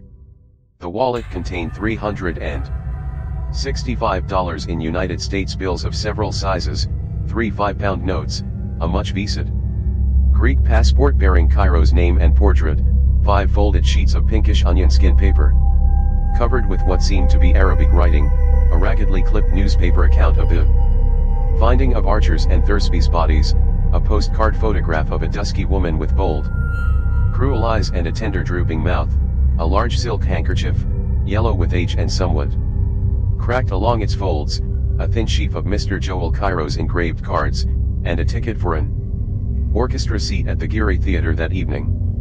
Besides the wallet and its contents, there were 3 gaily colored silk handkerchiefs, fragrant of sheeper, a platinum Longines watch on a platinum and red gold chain, attached at the other end to a small pear-shaped pendant of some white metal, a handful of United States, British, French, and Chinese coins, a ring holding half a dozen keys, a silver and onyx fountain pen, a metal comb in a leatherette case, a nail file in a leatherette case, a small street guide to San Francisco, a Southern Pacific baggage check, a half-filled package of violet pastels, a Shanghai insurance broker's business card, and 4 sheets of Hotel Belvedere writing paper, on one of which was written in small precise letters Samuel Spade's name and the addresses of his office and his apartment. Having examined these articles carefully, he even opened the back of the watch case to see that nothing was hidden inside. Spade leaned over and took the unconscious man's wrist between finger and thumb, feeling his pulse. Then he dropped the wrist, settled back in his chair, and rolled and lighted another cigarette. His face while he smoked was, except for occasional slight and aimless movements of his lower lip, so still and reflective that it seemed stupid. But when Cairo presently moaned and fluttered his eyelids, Spade's face became bland, and he put the beginning of a friendly smile into his eyes and mouth. Joel Cairo awakened slowly. His eyes opened first, but a full minute passed before they fixed their gaze on any definite part of the ceiling. Then he shut his mouth and swallowed, exhaling heavily through his nose afterward. He drew in one foot and turned a hand over on his thigh. Then he raised his head from the chair back, looked around the office in confusion, saw Spade, and sat up. He opened his mouth to speak, started, clapped a hand to his face where Spade's fist had struck and where there was now a florid bruise. Cairo said through his teeth, painfully, "I could have shot you, Mr. Spade." "You could have tried," Spade conceded. "I did not try." "I know." "Then why did you strike me after I was disarmed?" "Sorry," Spade said, and grinned wolfishly, showing his jaw teeth, "but imagine my embarrassment when I found that $5,000 offer was just hooey." "You are mistaken, Mr. Spade. That was, and is, a genuine offer." "What the hell?" Spade's surprise was genuine. "I am prepared to pay $5,000 for the figure's return." Cairo took his hand away from his bruised face and sat up prim and businesslike again. "You have it?" "No. If it is not here." Cairo was very politely skeptical. "Why should you have risked serious injury to prevent my searching for it? I should sit around and let people come in and stick me up." Spade flicked a finger at Cairo's possessions on the desk. "You've got my apartment address. Been up there yet?" "Yes, Mr. Spade. I am ready to pay $5,000 for the figure's return, but surely it is natural enough that I should try first to spare the owner that expense if possible." "Who is he?" Cairo shook his head and smiled. "You will have to forgive my not answering that question." "Will I?" Spade leaned forward, smiling with tight lips. "I've got you by the neck, Cairo. You've walked in and tied yourself up, plenty strong enough to suit the police, with last night's killings. Well, now you'll have to play with me or else." Cairo's smile was demure and not in any way alarmed. "I made somewhat extensive inquiries about you before taking any action," he said, "and was assured that you were far too reasonable to allow other considerations to interfere with profitable business relations." Spade shrugged. "Where are they?" he asked. "I have offered you $5,000 for." Spade thumped Cairo's wallet with the backs of his fingers and said, "There's nothing like $5,000 here. You're betting your eyes. You could come in and say you'd pay me $1 million for a purple elephant, but what in hell would that mean?" I see, Cairo said thoughtfully, screwing up his eyes. "You wish some assurance of my sincerity." He brushed his red lower lip with a fingertip. "A retainer, would that serve?" "It might." Cairo put his hand out towards his wallet, hesitated, withdrew the hand, and said, "You will take, say, $100. Spade picked up the wallet and took out $100. Then he frowned, said, "Better make it 200, and did. Cairo said nothing. "Your first guess was that I had the bird," Spade said in a crisp voice when he had put the $200 into his pocket and had dropped the wallet on the desk again. "There's nothing in that." "What's your second?" "That you know where it is, or, if not exactly that, that you know it is where you can get it." Spade neither denied nor affirmed that. He seemed hardly to have heard it. He asked, "What sort of proof can you give me that your man is the owner?" "Very little, unfortunately. There is this, though," Nobody else can give you any authentic evidence of ownership at all. And if you know as much about the affair as I suppose or I should not be here, you know that the means by which it was taken from him shows that his right to it was more valid than anyone else, certainly more valid than Thursby's. What about his daughter? Spade asked. Excitement opened Cairo's eyes and mouth, turned his face red, made his voice shrill. He is not the owner, Spade said, mildly and ambiguously. Is he here, in San Francisco, now? Cairo asked in a less shrill, but still excited, voice. Spade blinked his eyes sleepily and suggested, it might be better all around if we put our cards on the table. Cairo recovered composure with a little jerk. I do not think it would be better. His voice was suave now. If you know more than I shall profit by your knowledge, and so will you too. The extent of $5,000. If you do not, then I have made a mistake in coming to you, and to do as you suggest would be simply to make that mistake worse. Spade nodded indifferently and waved his hand at the articles on the desk, saying, there's your stuff, and then, when Cairo was returning them to his pockets, it's understood that you're to pay my expenses while I'm getting this blackbird for you, and $5,000. When it's done. Yes, Mr. Spade, that is, $5,000 less whatever monies have been advanced. To you $5,000 in all. Right. And it's a legitimate proposition. Spade's face was solemn except for wrinkles at the corners of his eyes. You're not hiring me to do any murders or burglaries for you, but simply to get it back if possible in an honest and lawful way. If possible, Cairo agreed. His face also was solemn except for the eyes. And in any event with discretion. He rose and picked up his hat. I am at the Hotel Belvedere when you wish to communicate with me, room 635. I confidently expect the greatest mutual benefit from our association, Mr. Spade. He hesitated. May I have my pistol? Sure. I'd forgotten it. Spade took the pistol out of his coat pocket and handed it to Cairo. Cairo pointed the pistol at Spade's chest. You will please keep your hands on the top of the desk, Cairo said earnestly. I intend to search your offices. Spade said, I'll be damned. Then he laughed in his throat and said, all right. Go ahead. I won't stop you. 6. The undersized shadow.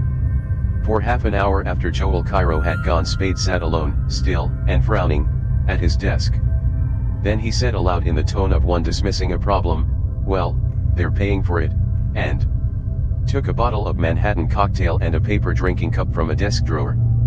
He filled the cup 2/3 full, drank, returned the bottle to the drawer, tossed the cup into the wastebasket, put on his hat and overcoat, turned off the lights, and went down to the night-lit street. An undersized youth of 20 or 21 in neat gray cap and overcoat was standing idly on the corner below Spade's building. Spade walked up Sutter Street to Kearny, where he entered a cigar store to buy 2 sacks of Bull Durham. When he came out, the youth was one of 4 people waiting for a streetcar on the opposite corner. Spade ate dinner at Herbert's Grill in Powell Street. When he left the grill, at 7:45, the youth was looking into a nearby haberdasher's window. Spade went to the Hotel Belvedere, asking at the desk for Mr. Cairo. He was told that Cairo was not in. The youth sat in a chair in a far corner of the lobby. Spade went to the Geary Theater, failed to see Cairo in the lobby, and posted himself on the curb in front, facing the theater. The youth loitered with other loiterers before Marquard's restaurant below. At 8:10, Joel Cairo appeared, walking up Geary Street with his little, mincing bobbing steps. Apparently he did not see Spade until the private detective touched his shoulder. He seemed moderately surprised for a moment, and then said, oh, yes, of course you saw the ticket. Uh-huh. I've got something I want to show you. Spade drew Cairo back towards the curb a little away from the other waiting theater goers. The kid in the cap down by Marquard's. Cairo murmured, I'll see, and looked at his watch. He looked up Geary Street. He looked at a theater sign in front of him on which George Arliss was shown costumed as Shylock, and then his dark eyes crawled sidewise in their sockets until they were looking at the kid in the cap, at his cool pale face with curling lashes hiding lowered eyes. "Who is he?" Spade asked. Cairo smiled up at Spade. "I do not know him. He's been tailing me around town." Cairo wet his lower lip with his tongue and asked, "Do you think it was wise, then, to let him see us together?" "How do I know?" Spade replied. "Anyway, it's done."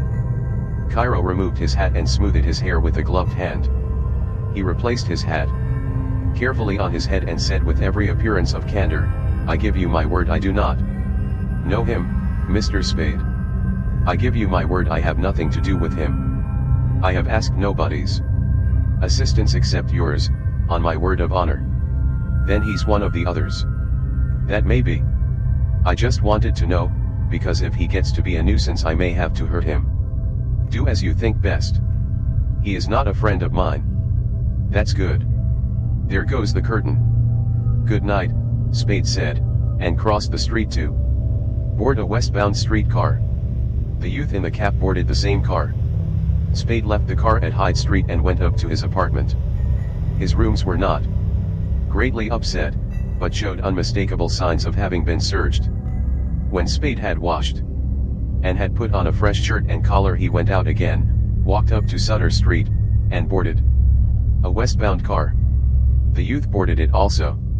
Within half a dozen blocks of the Coronet, Spade left the car and went into the vestibule of a tall brown apartment building. He pressed 3 bell buttons together. The street door lock buzzed. He entered, passed the elevator and stairs, went down a long yellow-walled corridor to the rear of the building, found a back door fastened by a Yale lock, and let himself out into a narrow court. The court led to a dark back street, up which Spade walked for 2 blocks. Then he crossed over to California Street and went to the Coronet. It was not quite 9:30. The eagerness with which Bridget O'Shaughnessy welcomed Spade suggested that she had been not entirely certain of his coming. She had put on a satin gown of the blue shade called Artist that season, with chalcedony shoulder straps, and her stockings amid slippers were Artis. The red and cream sitting room had been brought to order and livened with flowers in squat pottery vases of black and silver. 3 small rough-barked logs burned in the fireplace. Spade watched them burn while she put away his hat and coat. "Do you bring me good news?" she asked when she came into the room again. Anxiety looked through her smile, and she held her breath. "We won't have to make anything public that hasn't already been made public. The police won't have to know about me." She sighed happily and sat on the walnut settee, her face relaxed and her body relaxed. She smiled up at him with admiring eyes. "However did you manage it?" she asked, more in wonder than in curiosity. "Most things in San Francisco can be bought, or taken. And you won't get into trouble. Do sit down." She made room for him on the settee. "I don't mind a reasonable amount of trouble," he said with not too much complacence. He stood beside the fireplace and looked at her with eyes that studied, weighed, judged her without pretense that they were not studying, weighing, judging her. She flushed slightly under the frankness of his scrutiny, but she seemed more sure of herself than before, though a becoming shyness had not left her eyes. He stood there until it seemed plain that he meant to ignore her invitation to sit beside her, and then crossed to the settee.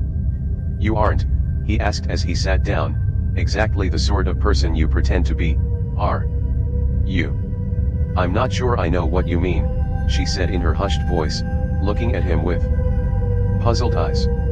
"Schoolgirl manner," he explained, stammering and blushing and all that. She blushed and replied hurriedly, not looking at him, "I told you this afternoon that I've been bad, worse than you could know." "That's what I mean," he said.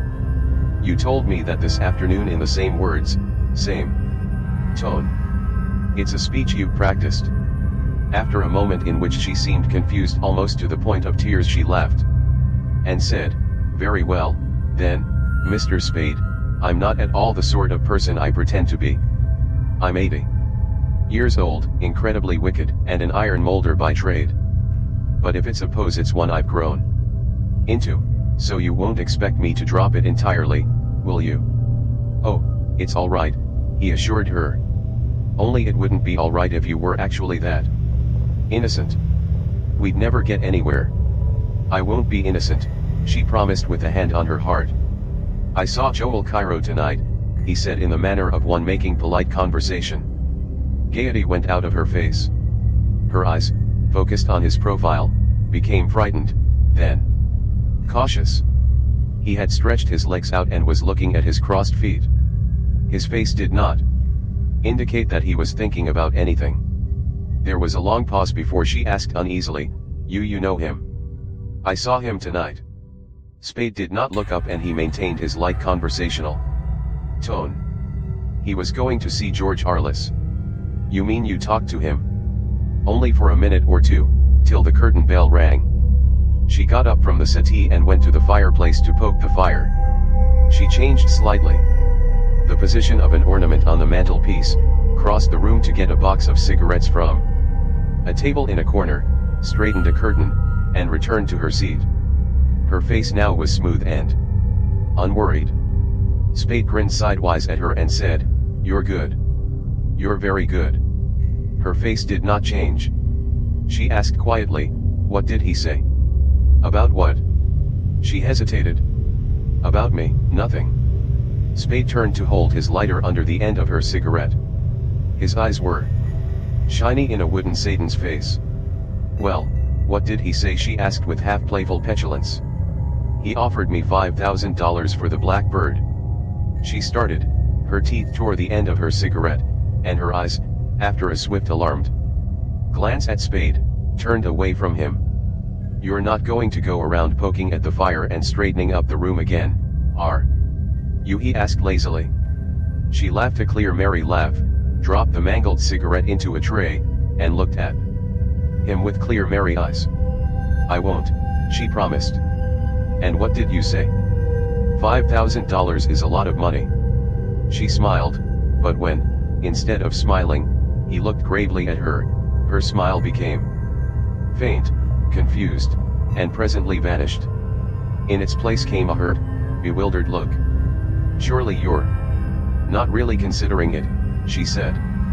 Why not? $5,000 is a lot of money. But, Mr. Spade, you promised to help me. Her hands were on his arm. I trusted you. You can't. She broke off, took her hands from his sleeve and worked them together. Spade smiled gently into her troubled eyes. Let's try to figure out how much you've trusted me, he said. I promised to help you, sure, but you didn't say anything about any black birds. But you must have known, or you wouldn't have mentioned it to me.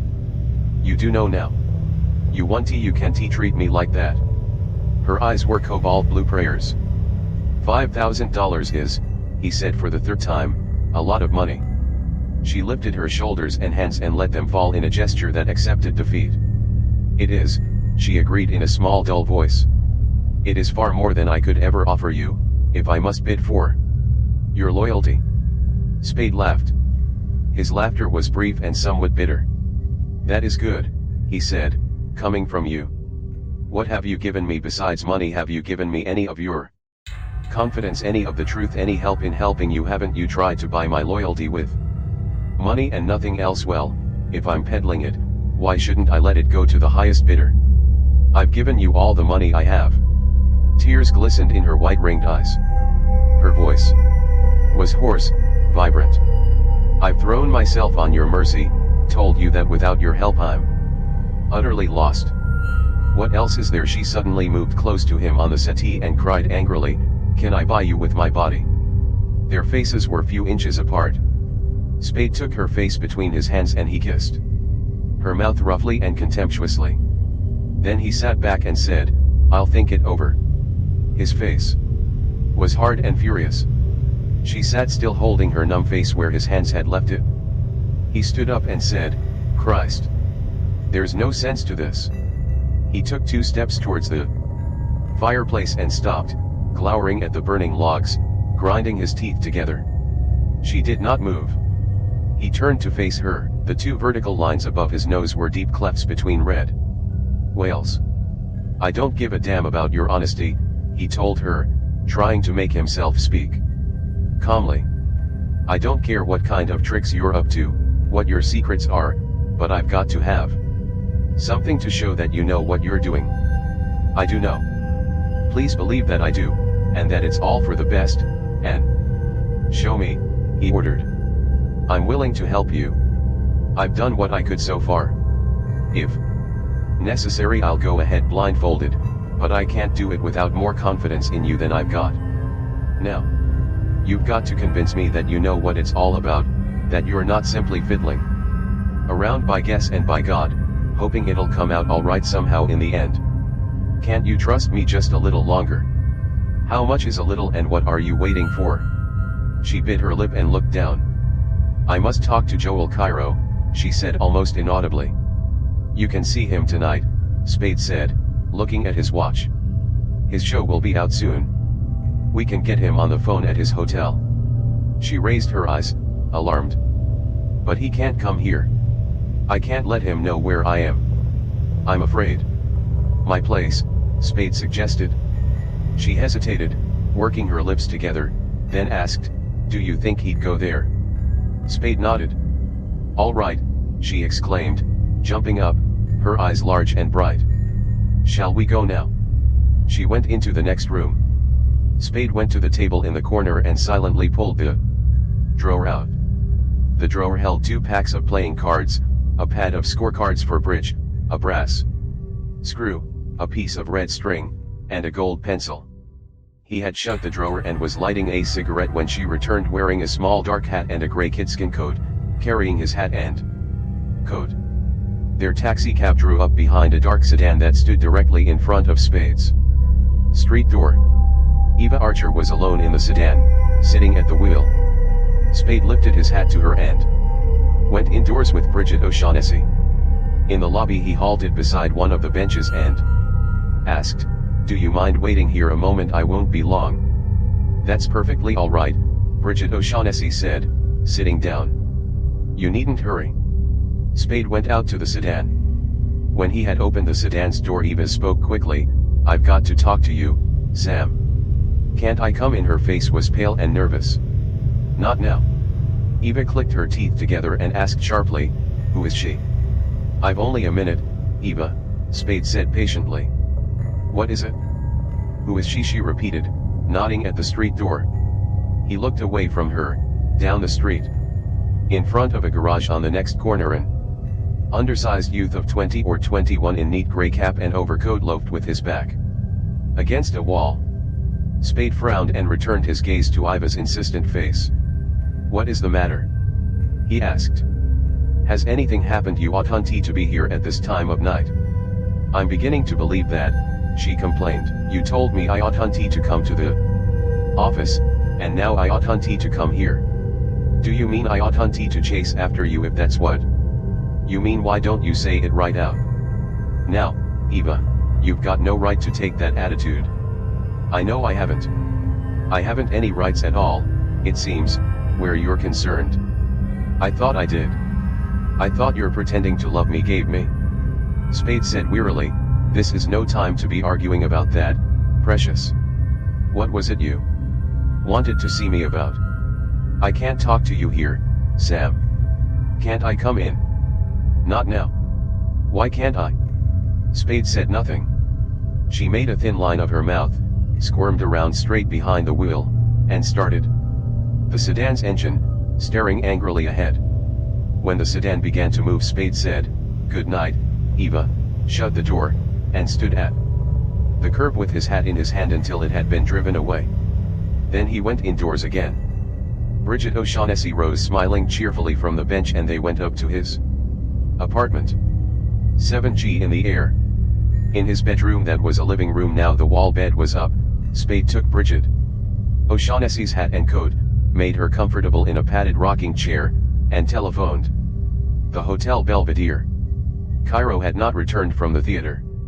Spade left his telephone number with the request that Cairo call him as soon as he came in. Spade sat down in the armchair beside the table and without any preliminary, without an introductory remark of any sort, began to tell the girl about a thing that had happened some years before in the Northwest. He talked in a steady matter-of-fact voice that was devoid of emphasis or pauses, though now and then he repeated a sentence slightly rearranged, as if it were important that each detail be related exactly as it had happened.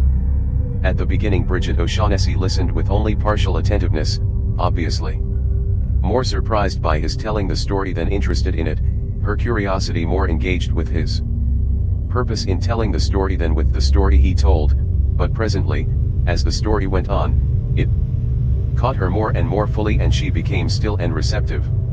A man named Flickraft had left his real estate office, in Tacoma, to go to luncheon one day and had never returned.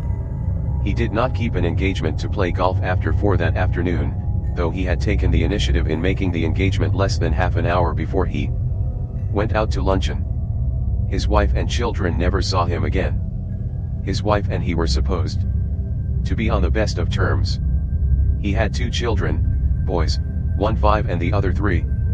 He owned his house in a Tacoma suburb, a new Packard, and the rest of the appurtenances of successful American living.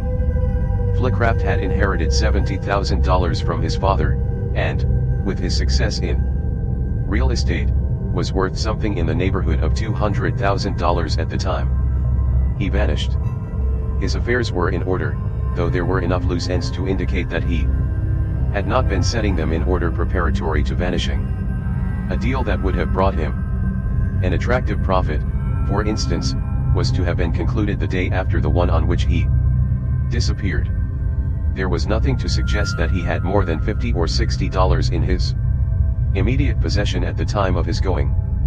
His habits for months past could be accounted for too thoroughly to justify any suspicion of secret vices, or even of another woman in his life, though either was barely possible.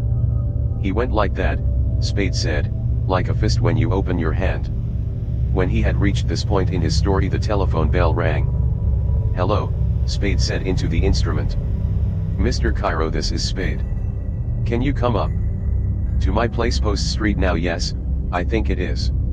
He looked at the girl, pursed his lips, and then said rapidly, "Miss O'Shaughnessy is here and wants to see you." Bridget O'Shaughnessy frowned and stirred in her chair, but did not say anything. Spade put the telephone down and told her, "He'll be up in a few minutes." Well, that was in 1922. In 1927 I was with one of the big detective agencies in Seattle.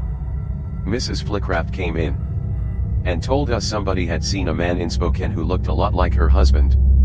I went over there. It was Flickraft, all right. He had been living in Spokane for a couple of years as Charles, that was his first name, Pierce. He had an automobile business that was netting him $20,000 or $25,000 a year, a wife, a baby son, owned his home in a Spokane suburb, and usually got away to play golf after 4 in the afternoon during the season. Spade had not been told very definitely what to do when he found Flickraft. They talked in Spade's room at the Davenport. Flickraft had no feeling of guilt. He had left his first family well provided for, and what he had done seemed to him perfectly reasonable. The only thing that bothered him was a doubt that he could make that reasonableness clear to Spade. He had never told anybody his story before, and thus had not had to attempt to make its reasonableness explicit. He tried now. "I got it all right," Spade told Bridget O'Shaughnessy, "but Mrs. Flickraft never did. She thought it was silly. Maybe it was. Anyway, it came out all right. She didn't want any scandal, and, after the trick he had played on her the way she looked at it, she didn't want him. So they were divorced on the quiet and everything was swell all around. Here's what had happened to him. Going to lunch he passed an office building that was being put up, just the skeleton. A beam or something fell 8 or 10 stories down and smacked the sidewalk alongside him. It brushed pretty close to him, but didn't touch him, though a piece of the sidewalk was chipped off and flew up and hit his cheek. It only took a piece of skin off, but he still had time scar when I saw him. He rubbed it with his finger well, affectionately when he told me about it. He was scared stiff, of course, he said, but he was more shocked than really frightened. He felt like somebody had taken the lid off life and let him look at the works. Flickcraft had been a good citizen amid a good husband and father, not by any outer compulsion, but simply because he was a man who was most comfortable in step with his surroundings. He had been raised that way. The people he knew were like that. The life he knew was a clean, orderly, sane, responsible affair. Now a falling beam had shown him that life was fundamentally none of these things. He, the good citizen husband father, could be wiped out between office and restaurant by the accident of a falling beam. He knew then that men died at haphazard like that, and lived only while blind chance spared them. It was not, primarily, the injustice of it that disturbed him.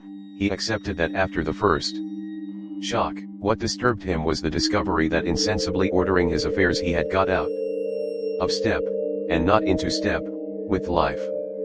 He said he knew before he had gone 20 feet from the fallen beam that he would never know peace again until he had adjusted himself to this new glimpse of life. By the time he had eaten his luncheon he had found his means of adjustment. Life could be ended for him at random by a falling beam. He would change his life at random by simply going away. He loved his family, he said, as much as he supposed was usual, but he knew he was leaving them adequately provided for, and his love for them was not of the sort that would make absence painful. He went to Seattle that afternoon, Spade said, and from there by boat to San Francisco. For a couple of years he wandered around and then drifted back to the Northwest, and settled in Spokane and got married. His second wife didn't look like the first, but they were more alike than they were different. You know, the kind of women that play fair games of golf and bridge and like new salad recipes. He wasn't sorry for what he had done. It seemed reasonable enough to him. I don't think he even knew he had settled back naturally into the same groove he had jumped out of in Tacoma. But that's the part of it I always liked. He adjusted himself to beams falling, and then no more of them fell, and he adjusted himself to them not falling. How perfectly fascinating, Bridget O'Shaughnessy said. She left her chair and stood in front of him, close. Her eyes were wide and deep. I don't have to tell you how utterly at a disadvantage you'll have me, with him here, if you choose. Spade smiled slightly without separating his lips. No, you don't have to tell me, he agreed. And you know I'd never have placed myself in this position if I hadn't trusted you completely. Her thumb and forefinger twisted a black button on his blue coat. Spade said, that again. With mock resignation. But you know it's so, she insisted. No, I don't know it. He patted the hand that was twisting the button. My asking for reasons why I should trust you brought us here. Don't let's confuse things. You don't have to trust me, anyhow, as long as you can persuade me to trust you. She studied his face. Her nostrils quivered. Spade laughed. He patted her hand again and said, don't worry about that now. He'll be here in a moment. Get your business with him over, and then we'll see how we'll stand. And you'll let me go about it with him in my own way. Asmire. She turned her hand under his so that her fingers pressed his. She said softly, you're a godsend. Spade said, don't overdo it. She looked reproachfully at him, though smiling, and returned to the padded rocker. Joel Cairo was excited. His dark eyes seemed all irises and his high-pitched thin-voiced words were tumbling out before Spade had the door half open. That boy is out there watching the house, Mr. Spade, that boy you showed me, or to whom you showed me, in front of the theater. What am I to understand from that, Mr. Spade? I came here in good faith, with no thought of tricks or traps.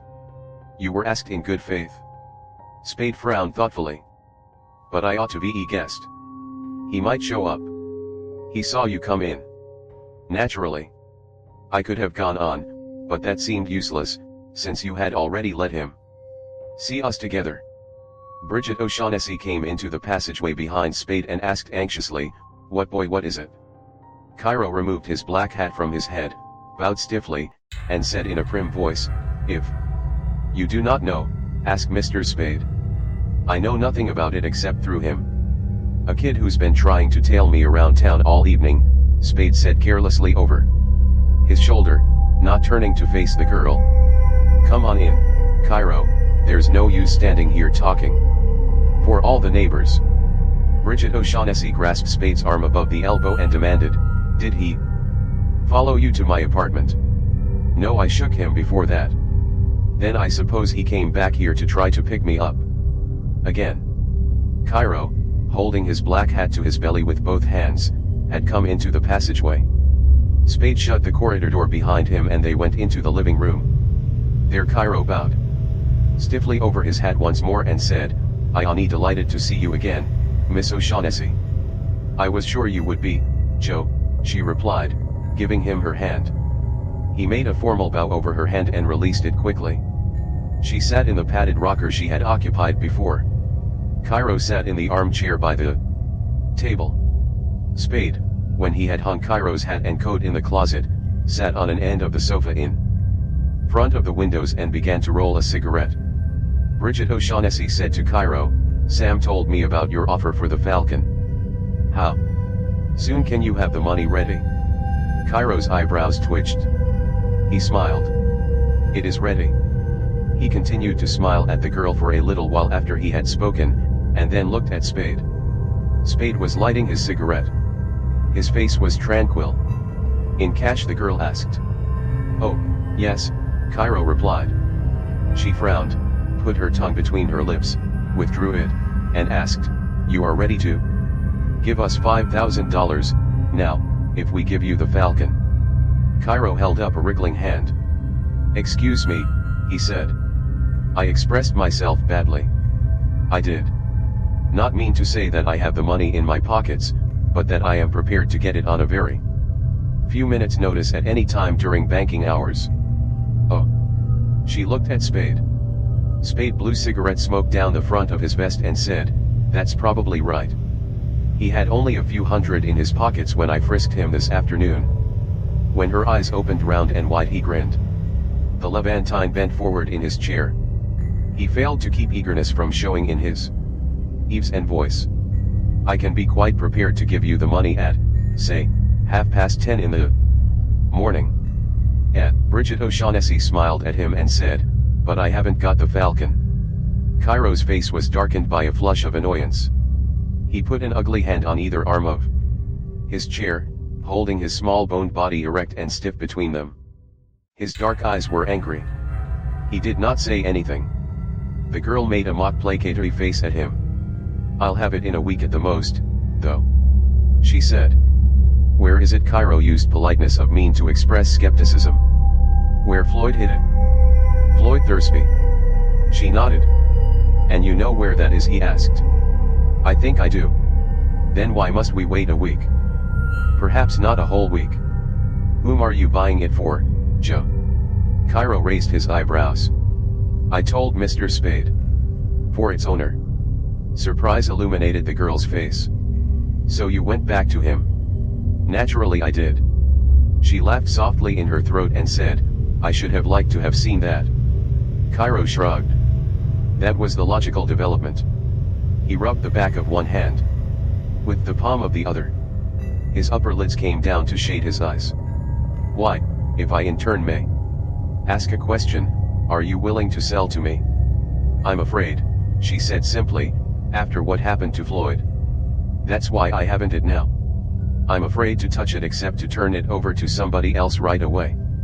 Spade, propped on an elbow on the sofa, looked at and listened to them impartially. In the comfortable slackness of his body, in the easy stillness of his features, there was no indication of either curiosity or impatience. Exactly what, Cairo asked in a low voice, happened to Floyd? The tip of Bridget O'Shaughnessy's right forefinger traced a swift C in the air. Cairo said, I see, but there was something doubting in his smile. Is he here? I don't know. She spoke impatiently. What difference does it make? The doubt in Cairo's smile deepened. It might make a world of difference, he said, and rearranged his hands in his lap so that, intentionally or not, a blunt forefinger pointed at Spade. The girl glanced at the pointing finger and made an impatient motion with her head. Or me, she said, or you. Exactly, and shall we add more certainly the boy outside? Yes, she agreed and laughed. Yes, unless he's the one you had in Constantinople. Sudden blood mottled Cairo's face. In a shrill enraged voice he cried, the one you couldn't make. Bridget O'Shaughnessy jumped up from her chair. Her lower lip was between her teeth. Her eyes were dark and wide in a tense white face. She took 2 quick steps towards Cairo. He started to rise. Her right hand went out and cracked sharply against his cheek, leaving the imprint of fingers there. Cairo grunted and slapped her cheek, staggering her sidewise, bringing from her mouth a brief muffled scream. Spade, wooden of face, was up from the sofa and close to them by then. He caught Cairo by the throat and shook him. Cairo gurgled and put a hand inside his coat. Spade grasped the Levantine's wrist, wrenched it away from the coat, forced it straight out to the side, and twisted it until the clumsy flaccid fingers opened to let the black pistol fall down on the rug. Bridget O'Shaughnessy quickly picked up the pistol. Cairo, speaking with difficulty because of the fingers on his throat, said, "This is the second time you've put your hands on me." His eyes, though the throttling pressure on his throat made them bulge, were cold and menacing. "Yes," Spade growled. "And when you're slapped you'll take it and like it?" He released Cairo's wrist and with a thick open hand struck the side of his face 3 times, savagely. Cairo tried to spit in Spade's face, but the dryness of the Levantine's mouth made it only an angry gesture. Spade slapped the mouth, cutting the lower lip. The doorbell rang. Cairo's eyes jerked into focus on the passageway that led to the corridor door. His eyes had become unangry and wary. The girl had gasped and turned to face the passageway. Her face was frightened. Spade stared gloomily for a moment at the blood trickling from Cairo's lip, and then stepped back, taking his hand from the Levantine's throat. "Who is it?" the girl whispered, coming close to Spade, and Cairo's eyes jerked back to ask the same question. Spade gave his answer irritably, "I don't know." The bell rang again, more insistently. "Well, keep quiet," Spade said, and went out of the room, shutting the door behind him. Spade turned on the light in the passageway and opened the door to the corridor. Lieutenant Dundee and Tom Polhouse were there. "Hello, Sam," Tom said.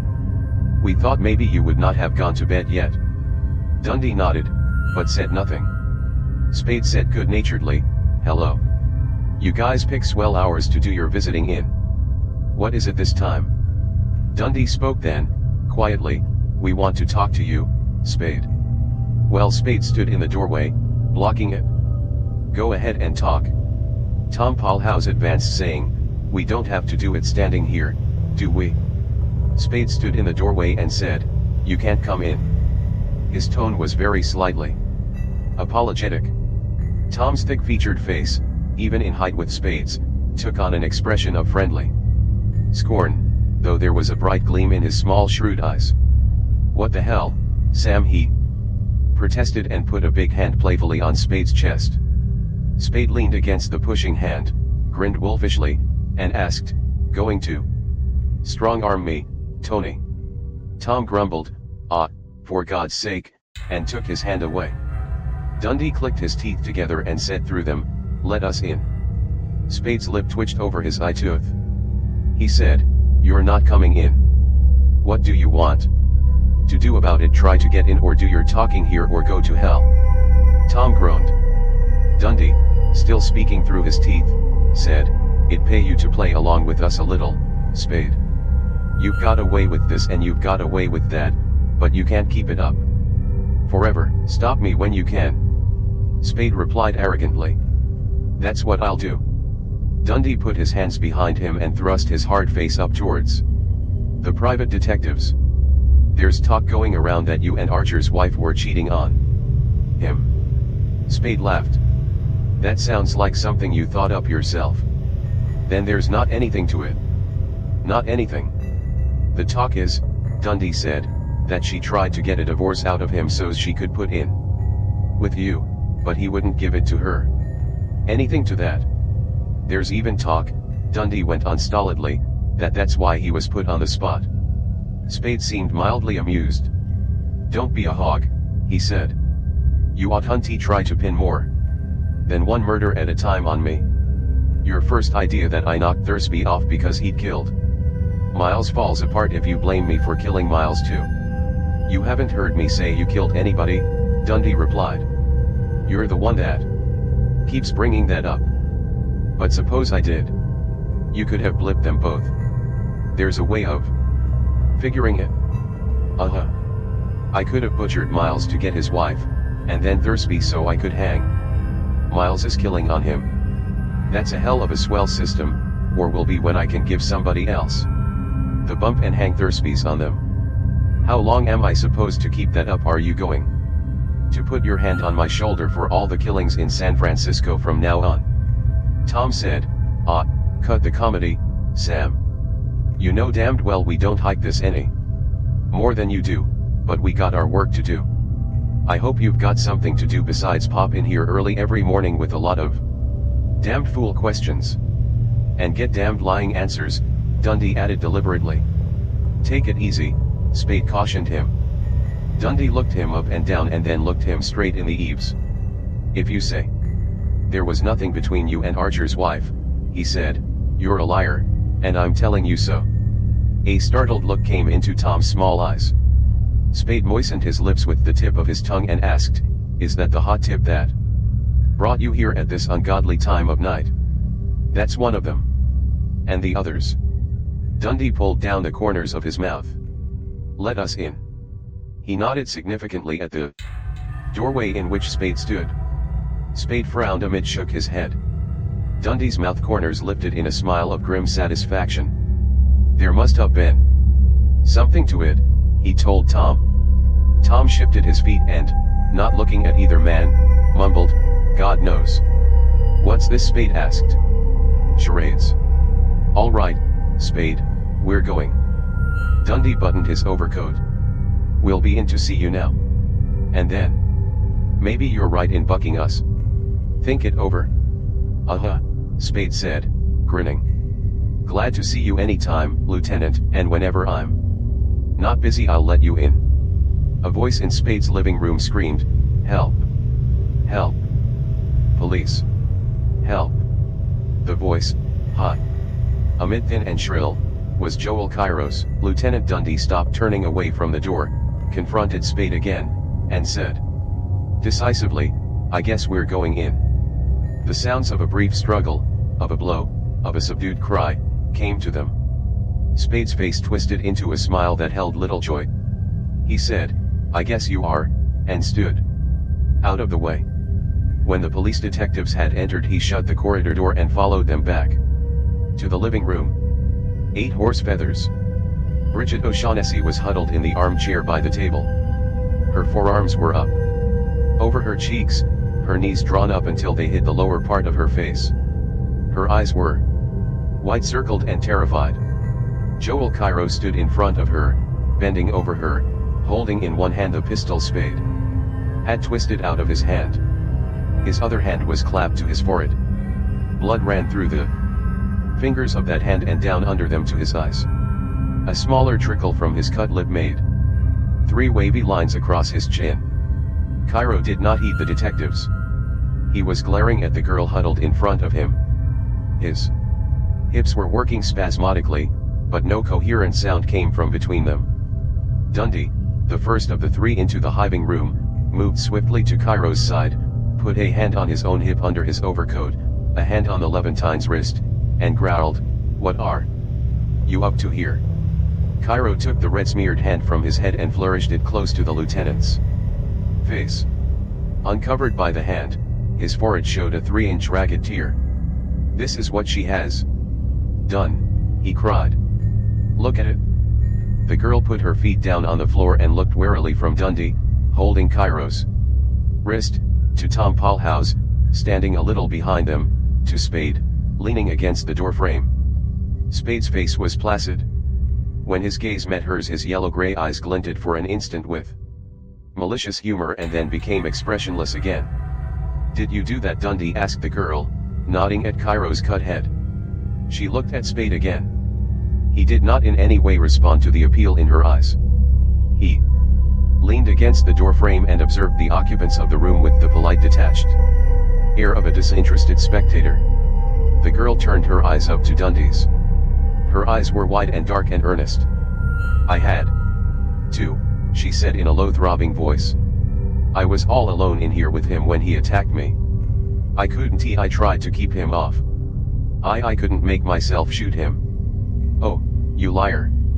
Cairo cried, trying unsuccessfully to pull the arm that held his pistol out of Dundee's grip. "Oh, you dirty filthy liar!" He twisted himself around to face Dundee. "She's lying. Awfully.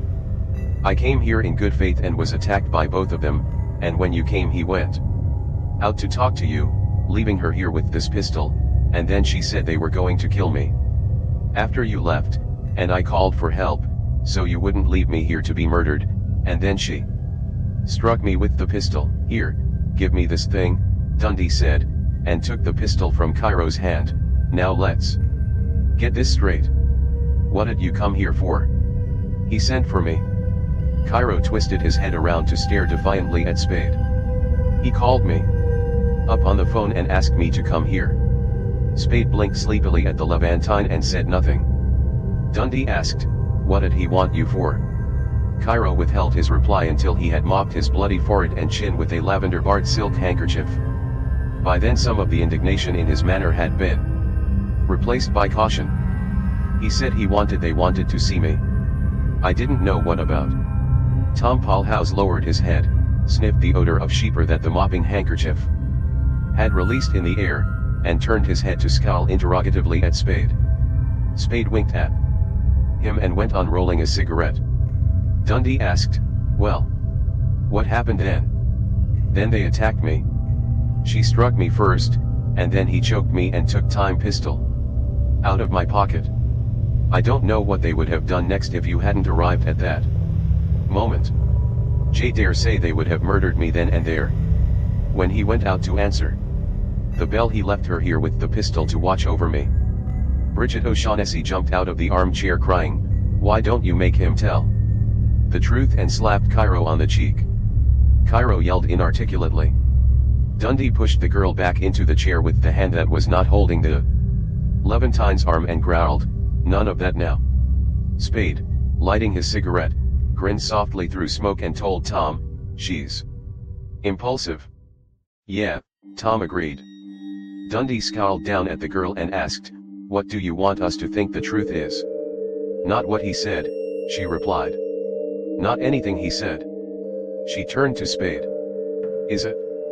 "How do I know?" Spade responded. "I was out in the kitchen mixing an omelette when it all happened, wasn't I?" She wrinkled her forehead, studying him with eyes that perplexity clouded. Tom grunted in disgust.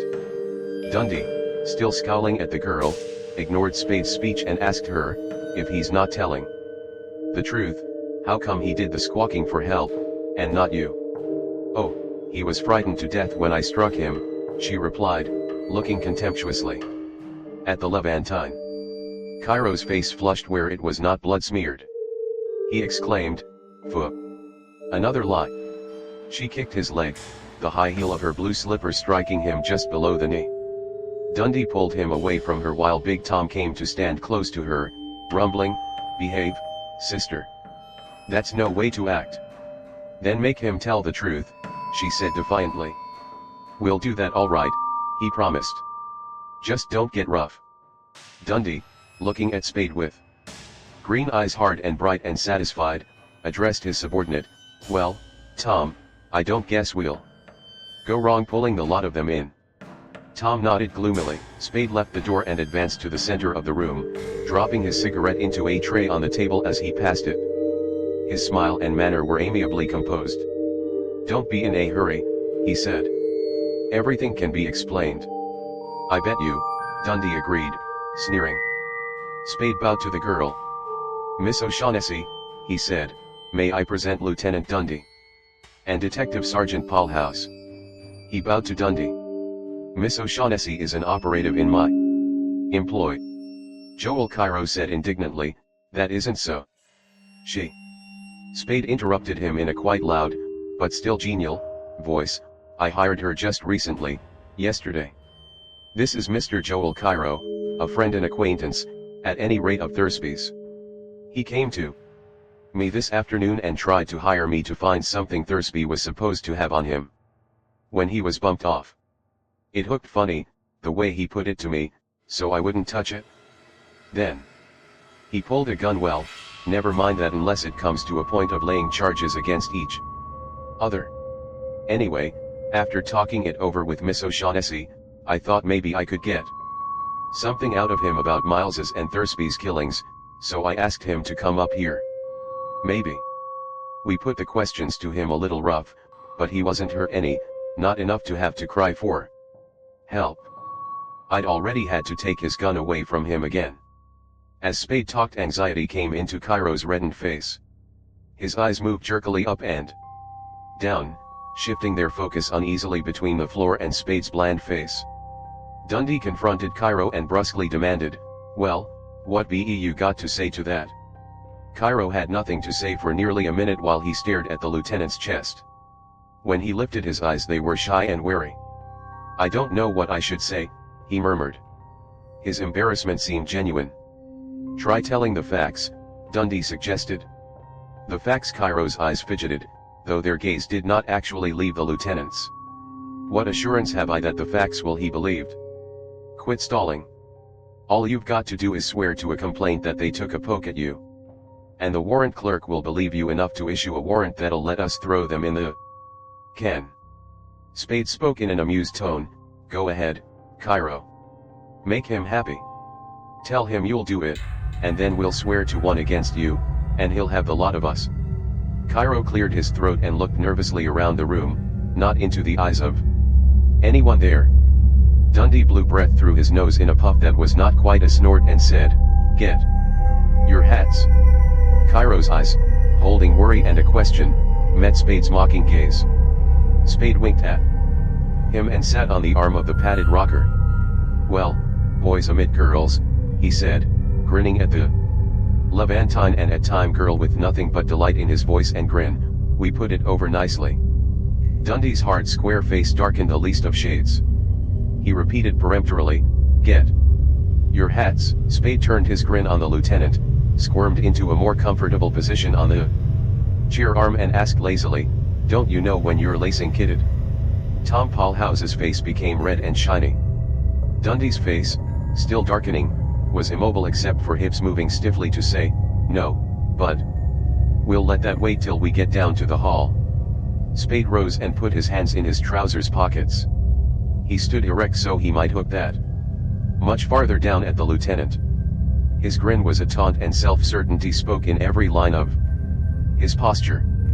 "I dare you to take us in, Dundee," he said. "We'll laugh at you in every newspaper in San Francisco. You don't think any of us is going to swear to any complaints against the others, do you? Wake up. You've been kidded." When the bell rang, I said to Miss O'Shaughnessy and Cairo, "It's those damned bulls again. They're getting to be nuisances. Let's play a joke on them. When you hear them going, one of you scream, and then we'll see how far we can string them along before they tumble." And Bridget O'Shaughnessy bent forward in her chair and began to laugh hysterically. Cairo started and smiled. There was no vitality in his smile, but he held it fixed on his face. Tom, glowering, grumbled, "Cut it out, Sam." Spade chuckled and said, "But that's the way it was. We." "And the cut on his head and mouth?" Dundee asked scornfully. "Where'd they come from?" "Ask him," Spade suggested. "Maybe he cut himself shaving." Cairo spoke quickly, before he could be questioned, and the muscles of his face quivered under the strain of holding his smile in place while he spoke. "I fell. We intended to be struggling for the pistol when you came in, but I fell. I tripped on the end of the rug and fell while we were pretending to struggle." Dundee said, "Horse feathers." Spade said, "That's all right, Dundee, believe it or not. The point is that that's our story and we'll stick to it. The newspapers will print it whether they believe it or not, and it'll be just as funny one way as the other, or more so. What are you going to do about it? It's no crime to kid a copper, is it? You haven't got anything on anybody here. Everything we told you was part of the joke. What are you going to do about it? Dundee put his back to Spade and gripped Cairo by the shoulders. You can't get away with that, he snarled, shaking the Levantine. You belched for help and you've got to take it? No, sir, Cairo sputtered. It was a joke. He said you were friends of his and would understand. Spade laughed. Dundee pulled Cairo roughly around, holding him now by one wrist and the nape of his neck. I'll take you along for packing the gun, anyway, he said. And I'll take the rest of you along to see who laughs at the joke. Cairo's alarmed eyes jerked sidewise to focus on Spade's face. Spade said, "Don't be a sap, Dundee. The gun was part of the plant. It's one of mine." He laughed. Too bad it's only a 32, or maybe you could find it was the one Thursby and Miles were shot with. Dundee released Cairo, spun on his heel, and his right fist clicked on Spade's chin. Bridget O'Shaughnessy uttered a short cry. Spade's smile flickered out at the instant of the impact, but returned immediately with a dreamy quality added. He steadied himself with a short backward step and his thick sloping shoulders writhed under his coat. Before his fist could come up, Tom Paulhouse had pushed himself between the two men, facing Spade, encumbering Spade's arms with the closeness of his barrel-like belly and his own arms. No, no, for Christ's sake," Tom begged. After a long moment of motionlessness, Spade's muscles relaxed.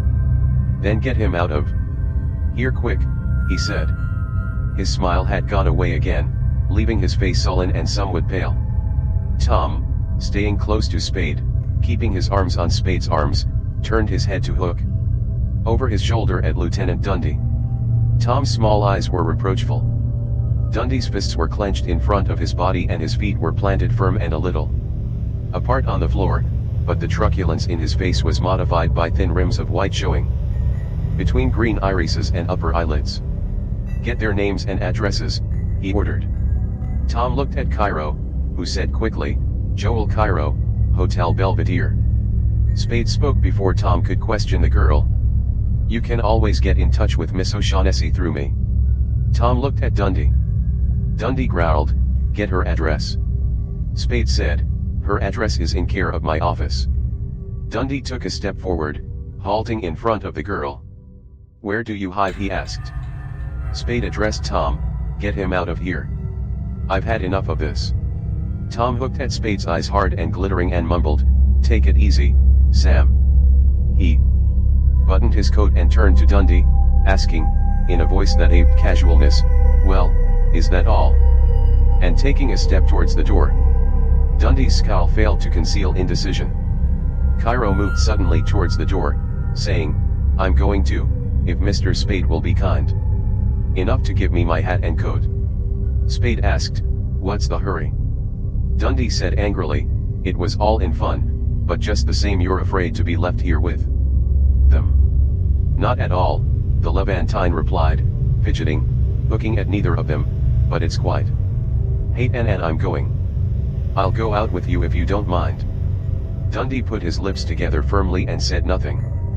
A light was glinting in his green eyes. Spade went to the closet in the passageway and fetched Cairo's hat and coat. Spade's face was blank. His voice held the same blankness when he stepped back from helping the Levantine into his coat and said to Tom, "Tell him to leave the gun." Dundee took Cairo's pistol from his overcoat pocket and put it on the table. He went out first, with Cairo at his heels. Tom halted in front of Spade, muttering, "I hope to God you know what you're doing." Got no response, sighed, and followed the others out. Spade went after them as far as the bend in the passageway, where he stood until Tom had closed the corridor door. 9 Bridget. Spade returned to the living room and sat on an end of the sofa, elbows on knees, cheeks in hands, looking at the floor and not at Bridget O'Shaughnessy smiling weakly at him from the armchair. His eyes were sultry. The creases between brows over his nose were deep. His nostrils moved in and out with his breathing. Bridget O'Shaughnessy, when it became apparent that he was not going to look up at her, stopped smiling and regarded him with growing uneasiness. Red rage came suddenly into his face and he began to talk in a harsh guttural voice. Holding his maddened face in his hands, glaring at the floor, he cursed Dundee for 5 minutes.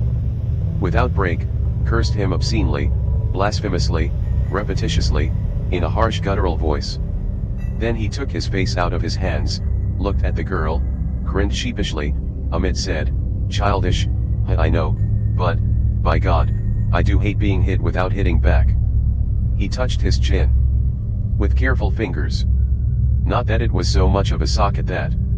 He laughed and lounged back on the sofa, crossing his legs. A cheap enough price to pay for winning. His brows came together in a fleeting scowl. "Though I'll remember it." The girl, smiling again, heft her chair. Hammett sat on the sofa beside him. "You're absolutely the wildest person I've ever known," she said. "Do you always carry on so high-handed?" "I let him hit me, didn't I?" "Oh, yes, but a police official." "It wasn't that," Spade explained. "It was that in hosing his head and slugging me he overplayed his hand.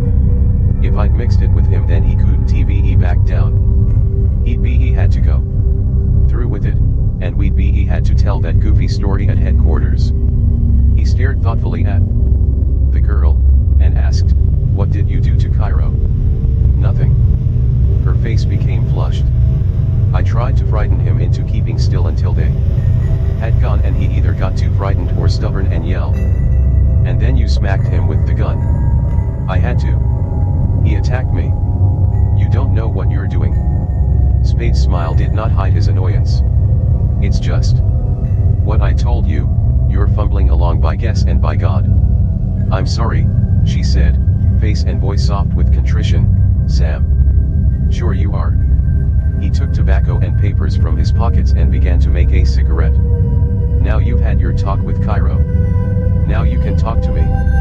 She put a fingertip to her mouth, staring across the room at nothing with widened eyes, and then, with narrower eyes, glanced quickly at Spade. He was engrossed in the making of his cigarette. "Oh, yes," she began. Of course she took the finger away from her mouth and smoothed her blue dress over her knees. She frowned at her knees. Spade licked his cigarette, sealed it, and asked, "Well," while he felt for his lighter. "But I didn't," she said, pausing between words as if she were selecting them with great care, "have time to finish talking to him." She stopped frowning at her knees and looked at Spade with clear candid eyes. "We were interrupted almost before we had begun." Spade lighted his cigarette and laughed, his mouth empty of smoke. "Want me to phone him and ask him to come back?" She shook her head, not smiling. Her eyes moved back and forth between her lids as she shook her head, maintaining their focus on Spade's eyes. Her eyes were inquisitive. Spade put an arm across her back, cupping his hand over the smooth bare white shoulder farthest from him. She leaned back into the bend of his arm. He said, "Well, I'm listening." She twisted her head around to smile up at him with playful insolence, asking, "Do you need your arm there for that?" "No." He removed his hand from her shoulder and let his arm drop down behind her. "You're altogether unpredictable," she murmured. He nodded and said amiably, "I'm still listening." "Look at the time," she exclaimed, wriggling a finger at the alarm clock perched atop the book saying 2:50 with its clumsily shaped hands. It's been a busy evening. I must go." She rose from the sofa. "This is terrible." Spade did not rise. He shook his head and said, "Not until you've told me about it." "But look at the time," she protested, "and it would take hours to tell you." "It'll have to take them then." "Am I a prisoner?" she asked gaily. "Besides, there's the kid outside. Maybe he hasn't gone home to sleep yet." Her gaiety vanished. "Do you think he's still there?" "It's likely." She shivered. "Could you find out?" "I could go down and see." "Oh, that's will you?" Spade studied her anxious face for a moment and then got up from the sofa saying, "Sure." He got a hat and overcoat from the closet. "I'll be gone about 10 minutes. Do be careful, she begged as she followed him to the corridor door. He said, I will, and went out. Post Street was empty when Spade issued into it. He walked east a block, crossed the street, walked west 2 blocks on the other side, recrossed it, and returned to his building. Without having seen anyone except 2 mechanics working on a car in a garage. When he opened his apartment door, Bridget O'Shaughnessy was standing at the bend in the passageway, holding Cairo's pistol straight down at her side. He's still there, Spade said. She bit the inside of her lip and turned slowly, going back into the living room. Spade followed her in, put his hat and overcoat on a chair, said, so we'll have time to talk, and went into the kitchen. He had put the coffee pot on the stove when she came to the door, and was slicing a slender loaf of French bread. She stood in the doorway and watched him with preoccupied eyes. The fingers of her left hand idly caressed the body and barrel of the pistol her right hand still held. The tablecloth is in there, he said, pointing the bread knife at a cupboard that was one breakfast nook partition. She set the table while he spread liverwurst on, or put cold corned beef between, the small ovals of bread he had sliced. Then he poured the coffee, added brandy to it from a squat bottle, and they sat at the table. They sat side by side on one of the benches. She put the pistol down on the end of the bench nearer her. You can start now, between bites, he said. She made a face at him, complained, you're the most insistent person, and bit a sandwich.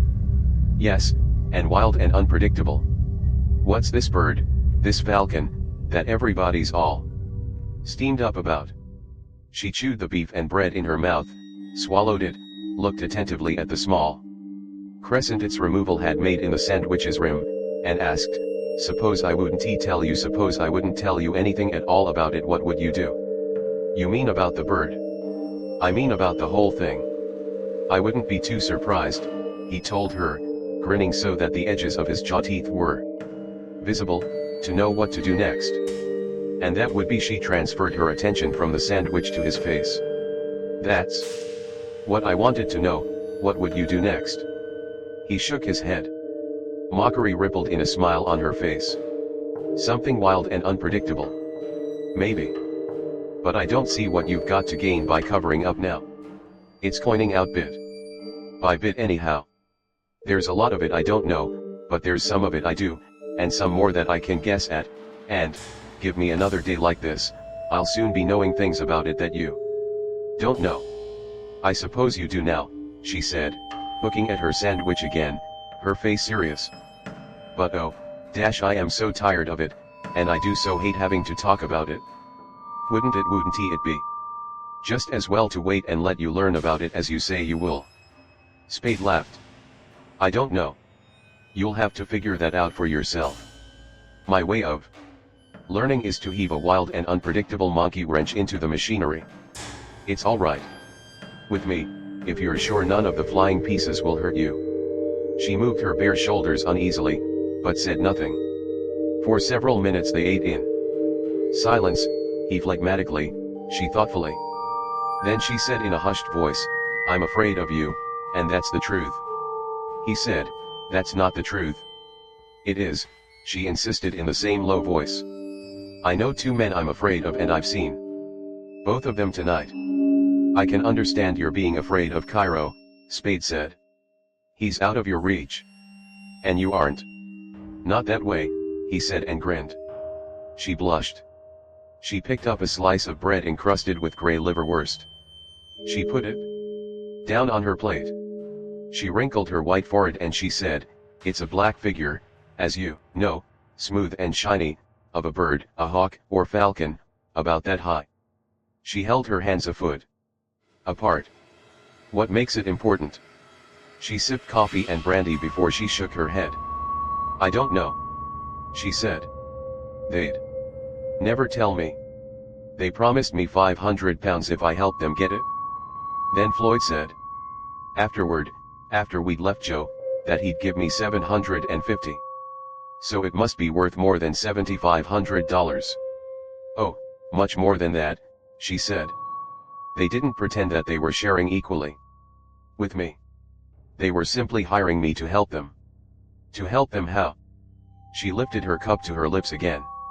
Spade, not moving the domineering stare of his yellow-gray eyes from her face, began to make a cigarette. Behind them the percolator bubbled on the stove. To help them get it from the man who had it, she said slowly when she had lowered her cup, a Russian named Khemidov. How? Oh, but that's not important, she objected, and wouldn't help you, she smiled impudently, and is certainly none of your business. This was in Constantinople. She hesitated, nodded, and said, Marmora. He waved his cigarette at her, saying, go ahead, what happened then? But that's all. I've told you. They promised me £500 to help them, and I did, and then we found that Joe Cairo meant to desert us, taking the Falcon with him and leaving us nothing. So we did exactly that to him, first. But then I wasn't any better off than I had been before, because Floyd hadn't any intention at all of paying me the £750. He had promised me. I had learned that by the time we got here. He said we would go to New York, where he would sell it and give me my share, but I could see he wasn't telling me the truth. Indignation had darkened her eyes to violet. And that's why I came to you, to get you to help me learn where the Falcon was. And suppose you'd got it, what then? Then I'd have been in a position to talk terms with Mr. Floyd Thursby. Spade squinted at her and suggested, but you wouldn't have known where to take it to get more money than he'd give you, the larger sum that you knew he expected to sell it for. I did not know, she said. Spade scowled at the ashes he had dumped on his plate. What makes it worth all that money, he demanded.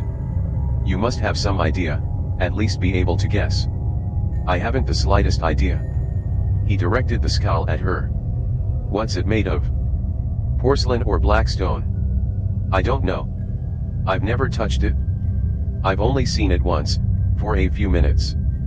Floyd showed it to me when we'd first got hold of it. Spade mashed the end of his cigarette in his plate and made one draft of the coffee and brandy in his cup. His scowl had gone away. He wiped his lips with his napkin, dropped it, crumpled on the table, and spoke casually, you are a liar. She got up and stood at the end of the table, looking down at him with dark abashed eyes. In a pinkening face. I am a liar, she said. I have always been a liar. Don't brag about it. It's childish. His voice was good-humored. He came out from between table and bench. Was there any truth at all in that yarn? She hung her head. Dampness glistened on her dark lashes. Some, she whispered. How much? Not very much. Spade put a hand under her chin and lifted her head. He laughed into her wet eyes and said, we've got all night before us. I'll put some more brandy in some more coffee and we'll try again. Her eyelids drooped. Oh, I'm so tired, she said tremulously, so tired of it all, of myself, of lying and thinking up lies, and of not knowing what is a lie and what is the truth. I wish I. She put her hands up to Spade's cheeks, put her open mouth hard against his mouth, her body flat against his body. Spade's arms went around her, holding her to him, muscles bulging his blue sleeves, a hand cradling her head, its fingers half lost among red hair, a hand moving groping fingers over her slim back. His eyes burned yellowly.